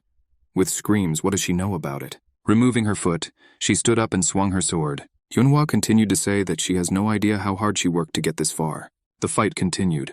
Anger gave Yunhwa strength. "You don't know anything," Yunhwa shouted. "It's time to test how much of a fighter you are," answered the bloody whip, "and we will learn the difference between the shame of a woman and the pride of a martial arts fighter. Now we will find out what you will choose," finished speaking bloody whip. It looks like the whip reached Yunhwa and her clothes again, causing her pain. Some spectators could not stand it and decided to leave, because it no longer looked like an ordinary fight, more like the entertainment of one crazy woman. Yunhwa continued to fight. Her will is still strong and she will continue the fight. One of the spectators cannot understand why the fight is not stopped and shouts for it to stop. This must stop because this is not a duel but an inhumane mockery. The host thinks what to say and what decision to make. "If we stop the fight now, she will never be able to hold the sword anymore," the host replied. "You don't know how hard she worked on herself to become who she is now." He shouted to her, "Now we can only believe in it." Yunhwa heard and swung her sword. Yunhwa and Inhu continued their battle. "You're not that badly injured, but your movements have become slower," said the bloody whip. "She is trying to attack just to tear my clothes," thought the ice flower. She couldn't lose over something so small. She'd been through too much, she thought to herself. "I have to focus on my opponent first." Yunhwa continued to hit the whip with her sword. "Oh my god, I see your thighs," continued to mock Inhu. She was distracted again and missed the blow of the whip. This time the whip hit his head. The blow was strong enough for Yunhwa to fly to the side and fall. Yunhwa lay on the floor of the ring, breathing heavily. "You have to understand, you're not a martial artist or anything like that," the bloody whip of the Asura said directly. "You're just a woman," Inhu summed it up. "The fact is why I can't fight well, Damala Yunhwa. Because I was a little naked and distracted by this. I tried to hide this shame. Maybe I'm really not meant for this." She remembered Yong's words. He told her that even when people look at his martial arts with contempt or criticize him, he's proud of his martial arts. He told her that she lost, not because she was weak, but because he was stronger then. She also needs to become stronger than this person. She stopped trying to cover her body and threw the cloth in her rival's face. Now she will fight differently, without being distracted by her uncovered flesh. "You're no better than me when you use your dirty tricks," Yunhwa shouted. "Oh, you bitch," Yinghu shouted. "I'm sorry that I haven't shown all my power yet," Yunhwa replied. Blue energy engulfed Yunhwa, and she jumped with the sword at her opponent. "Now I will show you everything I can do." Yunhwa shouted and struck with her sword so that the bloody whip flew off from the blow. The spectators were shocked by what they saw. Yong is also shocked by what is happening. "Welcome to the next level." "Impossible." Damala Inha and spit blood into the ring. This bitch was on the verge of death. How could she? Yunhwa was preparing to finish off her enemy. There is no stopping her. Bloody whip stood up. She couldn't lose like this. "Don't stop," Yunhwa shouted. Inhu swung her whip with all her anger. The red streams of energy from her whip created an almost impenetrable defense. But not for Yunhwa. She easily dodged the lashes and approached Inhu. Approaching Inhu, she struck with her sword. Yunhwa's opponent is back on the floor. "Writhe in pain," she whispered. "How could you?" Yunhwa looked at her rival now as a predator, and not a victim. But suddenly, Inhu grabbed her whip and swung it, attacking Yunhwa, shouting, "Don't you dare look at me from above." This was not a simple swing of a whip, it was a special technique. Yunhwa repelled all the attacks of the whip, but the energy of the whip engulfed her. Bloody Whip thought it didn't work. Yunhwa continued to stand and asked, "Is this all?" Suddenly Yunhwa felt something strange. Suddenly she just fell to the floor of the ring. She was paralyzed and could not move. Inhu was happy. Her dirty trick had worked. "It seems that the Ice Phoenix flower has no energy left," Inhu said and slowly started to get up. "Did she really use some kind of poison? I can't move, Damala Yunhwa." Asura's blood whip continued to approach Yunhwa, continuing to say that she was surprised that she continued despite the humiliation, and did she really think that she had become stronger. Bloody Whip Inhu decided to check how Yunhwa would feel now if she destroyed her face. She swung her whip and aimed it straight at Yunhwa's face. Yunhwa was already preparing for the blow, but suddenly the blow did not happen. The whip stopped the small Buddha dragon with Wanho's hand. Blood splashed onto the floor from the blow. Everyone was shocked by this turn of events. "Get away before I tear this hand off," Inhu screamed. "Of course I apologize for my behavior, but you went too far in your actions," Wanho said. Judging by the look in her eyes, she didn't like it very much. She threw down the whip, and she said, "That's why I don't like orthodox bastards." She started calling for the referee. The referee came closer in fear, and she asked the referee about the disqualification of participants if they interfere in fights during the tournament. "This is true?" Wanho, picked up young Hua and is going to help her leave the battlefield. The referee doesn't know what to answer, because this is not simple. It's a question of morality. The audience is furious. They shout that she is a crazy bitch and heartless. The audience screams for her to get out of here, and that they don't hate unorthodox bastards. But then the head of the tournament shouted throughout the stadium, and called on everyone to shut up. The scream was so powerful that everyone heard his words. He said that the situation is difficult, but they call themselves orthodox for a reason. They must preserve traditions and their own rules. Little Buddha Dragon will be disqualified. Wonho helped the Ice Flower Phoenix. School officials thank him for this. We want to reward you for your kindness, the teacher said, but Wonho said that everything is fine and there is no need to worry. He was more interested in how she felt. Her teacher said that thanks to him she was not seriously injured. She is very upset by the result of this match and wants to be alone. Okay, say get well soon, said the little dragon Buddha. The teacher agreed. Wonho left clearly in a good mood. The teacher couldn't understand how Wonho was in such a good mood. He should be upset about the disqualification, but he continues to worry about someone else. Amazing man, thought the teacher. The second student decided to have a fight with the teacher. He suspects that the fight was unfair. Everything is somehow strange. He says the bloody whip of the Asura clearly did some kind of trick. Yunhua could not have fallen so sharply. It looks like paralytic poison. The student expressed his opinion, but the teacher replied that it was enough to discuss this. It was all over. And there were no signs of poison or tricks. Yes, she most likely uses some kind of poison made, using a special technology that does not allow it to be identified or detected. The teacher said, "It is unlikely that the Murim Alliance will agree to stop the tournament so that we can figure this out." The student got very angry. He thinks that this is so unfair, because she would have won if not for these tricks of the unorthodox bitch. He immediately apologized for such statements. Hyung heard this conversation standing not far away, and realized that Yunhwa's loss was due to Inhu's dishonest game. 2 days later, the tournament continues. This is the semi-final of the Dragon Phoenix tournament. The fight is between Yan White of the Golden Tiger Wall and Oh Inhu, Asura Bloodwhip of the Blood Maiden sect. The stands are waiting for the fight to start. It will be an interesting fight. Spectators are discussing that this is an unusual battle between the original Battle Berserker and the insidious Viper. On the one hand, we see a renegade martial arts master, and on the other a villain whose heart is filled with evil. The fans don't know who to root for, because they don't really like both of them. Young remembered and thought about everything connected with Yunhua, and her defeat in the past and now. Again, a short conversation before the fight. Inhu says she expected such a fight to take place between two hotly debated figures in the tournament. She's trying to somehow hurt him with her words. She says that he has no protection. Her whip can hurt him without armor. He was tired of the arguing and said that she was too talkative. Enough of this chatter, let's get started, Yang said. But before he could finish speaking, the end of the whip was already flying into his face. A cunning trick, it was to be expected. But let's see what happens next. Inhu happily said that the Orthodox guys are not very good, because they are proud and want to look good. That's why he will also lose. The fog that had risen cleared, and it became clear that the end of the whip was in Yong's hand. Young says she is right. They are losing because of their pride. Yong pulled the whip towards himself with all his strength. The bloody whip of the Asura flew up from this and will probably fall now. She was shocked by this. What the hell? Flew straight towards Yona. Yong threw an elbow strike straight to the head. The Asura's bloody whip flew away. From such a blow, she somersaulted in the air and fell several times like a ball. The fall did not end in the ring, and she rolled out of the ring. She seems to have lost consciousness. Once again, the audience is shocked by what happened. But the audience liked it. They rejoice and shout that the amazing original martial artist is a berserker. The fight is over. Winner Yang Huite, origin martial berserker. The head of the alliance liked the fight and praises Yang for it. Inferno asks for what reason he called them both. The head of the Murim alliance congratulates them on reaching the finals. He is sorry that the little dragon Buddha is disqualified. Perhaps he would have stood here instead of Inferno. Inferno clearly didn't like this. He said that he was leaving if there was nothing more to say. Yang also thought that why should he stay here? Wait, I haven't finished the conversation yet, the head of the alliance said. Everyone felt the pressure he created. A blue light was created in the air. Both participants in the tournament were tense and frightened by this. But then the head of the alliance exhaled and laughed. Why are you so scared? It's a joke, I won't eat you, said the head of the alliance. Okay, stop joking.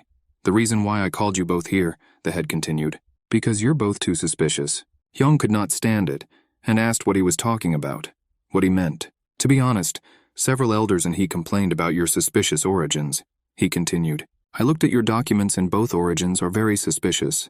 On the one hand, they are strange and at the same time too pure. says the head of the alliance. The original Battlemaster Berserker helped the Murim alliance during the incident in the Henan branch, and he was sent here by the Golden Tiger Wall.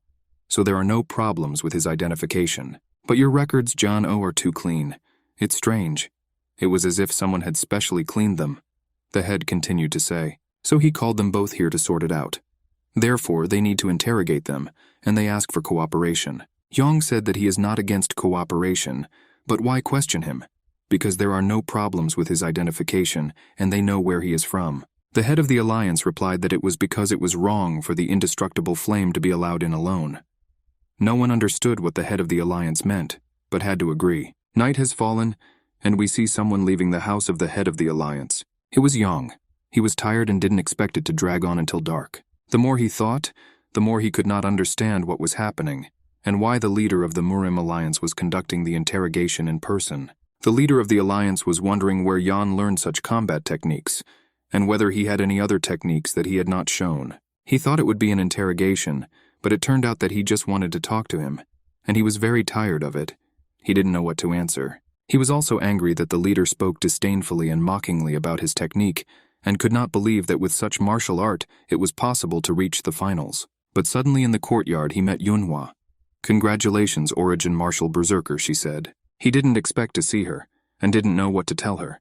There was a silent pause. He told her that he was glad to see her, and that she was already better. But then he thanked her for her congratulations, and said that he needed a good rest before the final, and began to leave. She said that she saw his fight with Inhu yesterday. "You looked a little different than in training and decided to ask if it could be because I lost like that," Yunhua asked.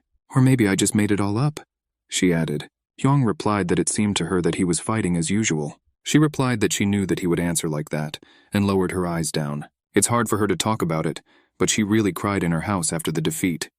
Yunhua admitted. She said that she was very upset to lose, because she thought that this opponent was weaker than her. She was angry with herself for losing, and couldn't stop crying. She thought that she was so pathetic. Young said that she was not pathetic. She reminded him that in his childhood he said that victory is the most important thing in battle, no matter how. He replied that he just wanted to win. He wanted to explain to her. But she interrupted him and said that she knew what he wanted to say. You simply wanted to say that whatever martial arts one uses, it's more important that they use it with the right mindset. She thinks she was jealous of him, who could say this with such pride. She believes that the Asura won the bloody whip because she did everything she could to win, and even more. On the other hand, she only thought about Young's victory and lost because of her own arrogance. Now she will be patient in her desire to become stronger than Yan. She will overcome all goals step by step to achieve this. Yang listened and didn't know what to answer, so she wants him to put all his thoughts aside and focus on his next fight. Yang thought about her words, and looking higher at the mountain, he saw Inferno standing. Yes, that's what really bothered him. He wanted revenge. He replied that he was complicating everything, and there was no need to worry. And he added that he has no choice. He must win. The leader's assistant informed him that the lie detector ball did not reveal any lies. The leader of the Murim alliance was surprised, but decided that their judgments were probably wrong, because the lie detector ball had not deceived the ball before. But there was still a result. When they tested Inferno, they asked to put their hand on the ball that shows true or false. They asked me to tell them about my past, starting from early childhood. When he was 7, he joined the Fiery Yang sect in Fujiang province. But soon after, the sect was attacked. The city was on fire. Everyone except him was killed by unknown killers, and he was left alone among the ruins of the school. He went to the mountains and wandered there for a long time. One day he was lucky to meet a hermit who, having learned that he was from a sect, invited him to study the Yang fiery strike technique. After a while he returned to his province and challenged the martial arts master who ruled this territory, Ji Chumyong, to a fight. And he did not survive during the battle. Then he continued to travel around the province and challenge masters of non-traditional schools to battle. This journey ended with me deciding to take part in the Dragon Phoenix tournament in this place. It sounds a little far-fetched, but the ball didn't show a lie, which means he didn't make it up. The leader of the alliance and his assistant decided. Just like us, he doesn't like unconventional martial arts sects. The assistant expressed his opinion. "The enemy of our enemy is our friend, isn't it?" asked the alliance leader's assistant. "Well, tomorrow there will be a final and we will continue. But now we need to rest," proposed by the leader of the Murim Union. But before that, they still expressed who they thought would win. The assistant said that he would like Young White to win, but most likely Inferno will win because he is stronger. The leader agreed with this. In any case, one of them will win tomorrow. The next day, hotel for visitors and participants of the tournament. Won-ho knocks on the door and turns to Young with a reminder that the finals will begin soon and to wake up. It's strange to him that no one opens. He didn't see anyone coming out. Maybe Young is still sleeping. When suddenly the door opens sharply, and Young appears on the threshold.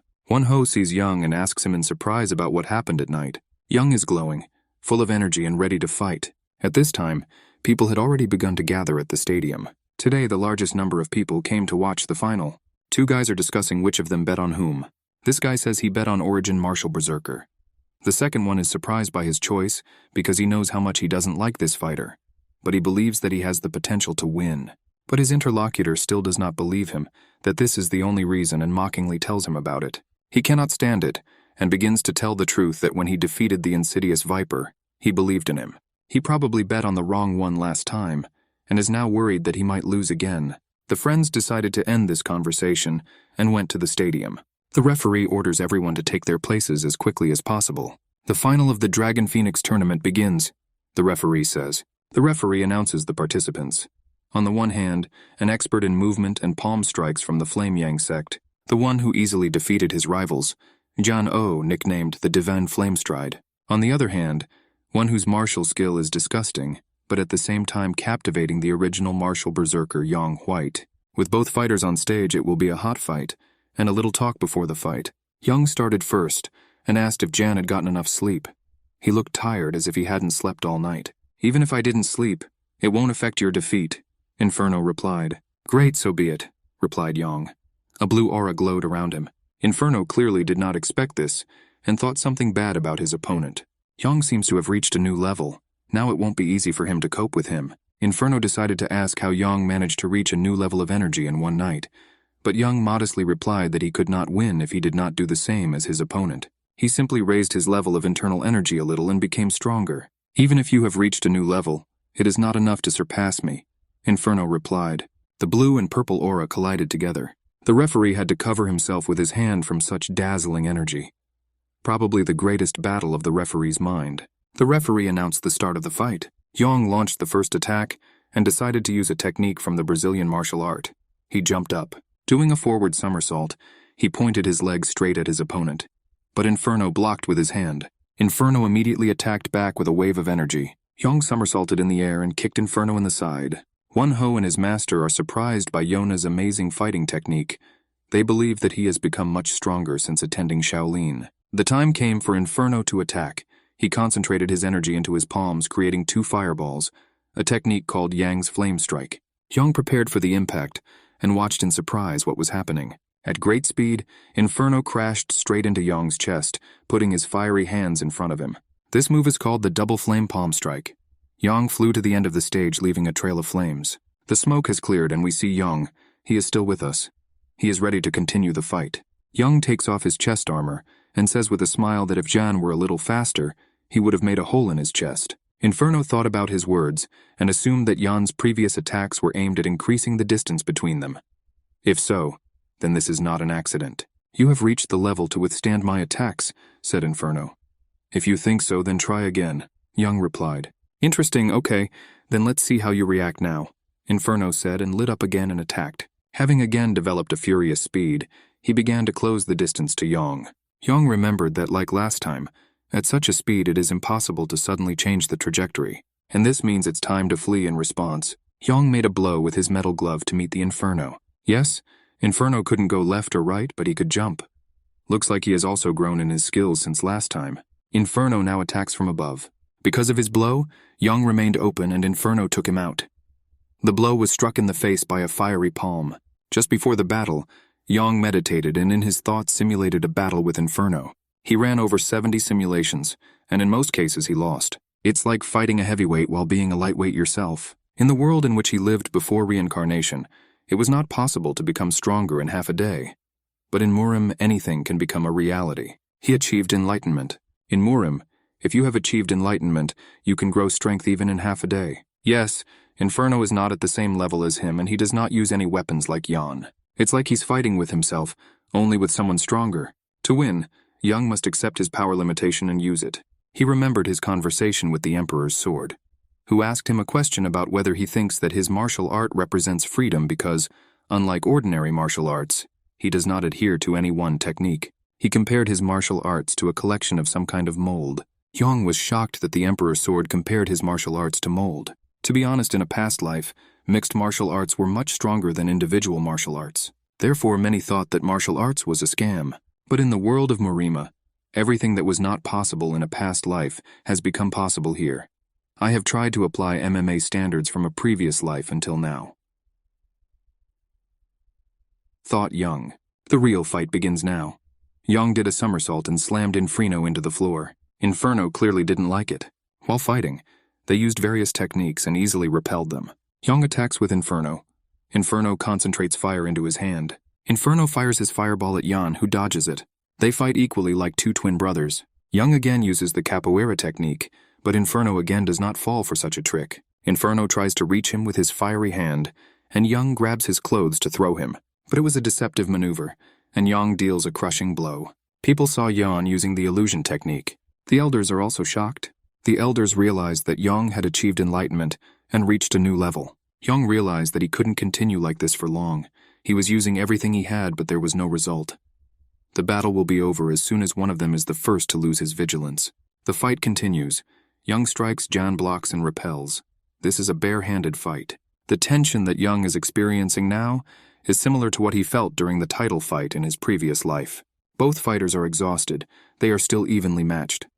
Inferno said he was interested. Yang was surprised by this. Inferno compares Yang's techniques with the web he created. Without taking a specific position, he is not predictable. It is difficult to guess what he will use next time. Inferno feels the freedom in Yang's techniques without any certainty and burns him about it. Yang replied that perhaps he was envious or jealous. Inferno called Yang impudent and said that he would show him the real power of an indestructible physique. He gathered all his energy, and this time not only his palms burned, but his whole self. Flames burst from the eyes. Yang was a little happy that his opponent had a hidden card in his hand, and he took it out.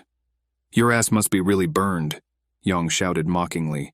Again, palm and fist met in battle, flame and cold. The leader of the alliance and his assistant no longer understood which of them was orthodox and which was unorthodox. But the leader is clearly upset about this. He shouts out that this is a real fight as it should be.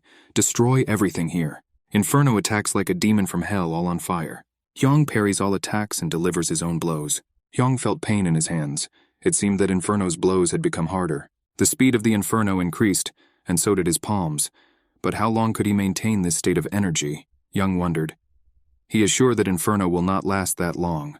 Inferno grabbed Yang's hands and said, "You look upset." Inferno pressed on the armored bracers and they cracked, flying into pieces. Inferno lifted Yang by the hands, and he threw it with such force that the stage shattered into pieces, which flew high into the air from the explosion. There is little left of the stage, a lot of dust and fragments. The blast wave reached the stands. Inferno began jumping on the fragments, as if on a path. He tried to find Yang and finish him off. Finally, he saw something blue and immediately rushed to grab it. But it turned out to be just a piece of fabric. It turned out to be a trap, and Yang's fist was already flying from the side towards Inferno's head. Yang managed to gain speed before the blow so that the blow would be crushing. Yang landed and his opponent flew into a pile of stones. Yang turned around to see what happened. It is clear that he is tired, and this is a difficult fight like everything before. Inferno stood up. How could they stand it all? Are they cyborgs or Terminators? Oh yes, this is Murim. Everything is possible here. And so they stand opposite each other. Have they really run out of tricks? Let's see further. Both fighters rush towards each other like magnets, gaining enormous speed. Inferno jumps up again and forms a fire dragon which he plans to launch at Yang. The fire dragon and continuous streams of fire headed straight towards the enemy. But Yang is not going to just wait. He also ran to meet Inferno. He needs to focus, gather in place all the techniques from his previous life, with those that he has now. Yang began to run even faster. Like a lightning man, he walked away from the fiery shaft. Inferno is at a loss as to how someone can run even faster than him. He had no equal in this. Having seen where Yang stopped, Inferno turns there and is about to launch a new attack. Yang took an unusual stance for a counterattack. Inferno is about to use Fireball again, but he uses the Kyokushin style of karate and Inferno takes a series of blows. Yang is breathing heavily. He is almost exhausted at the limit. Inferno falls. His fiery eyes have gone out. It seems there is no more energy. Yang says that he feels sorry for the one who fell. "This was a super fun fight, thank you," Yang said. The winner is Yong White from the Golden Tiger Wall School, nicknamed the Combat Eccentric.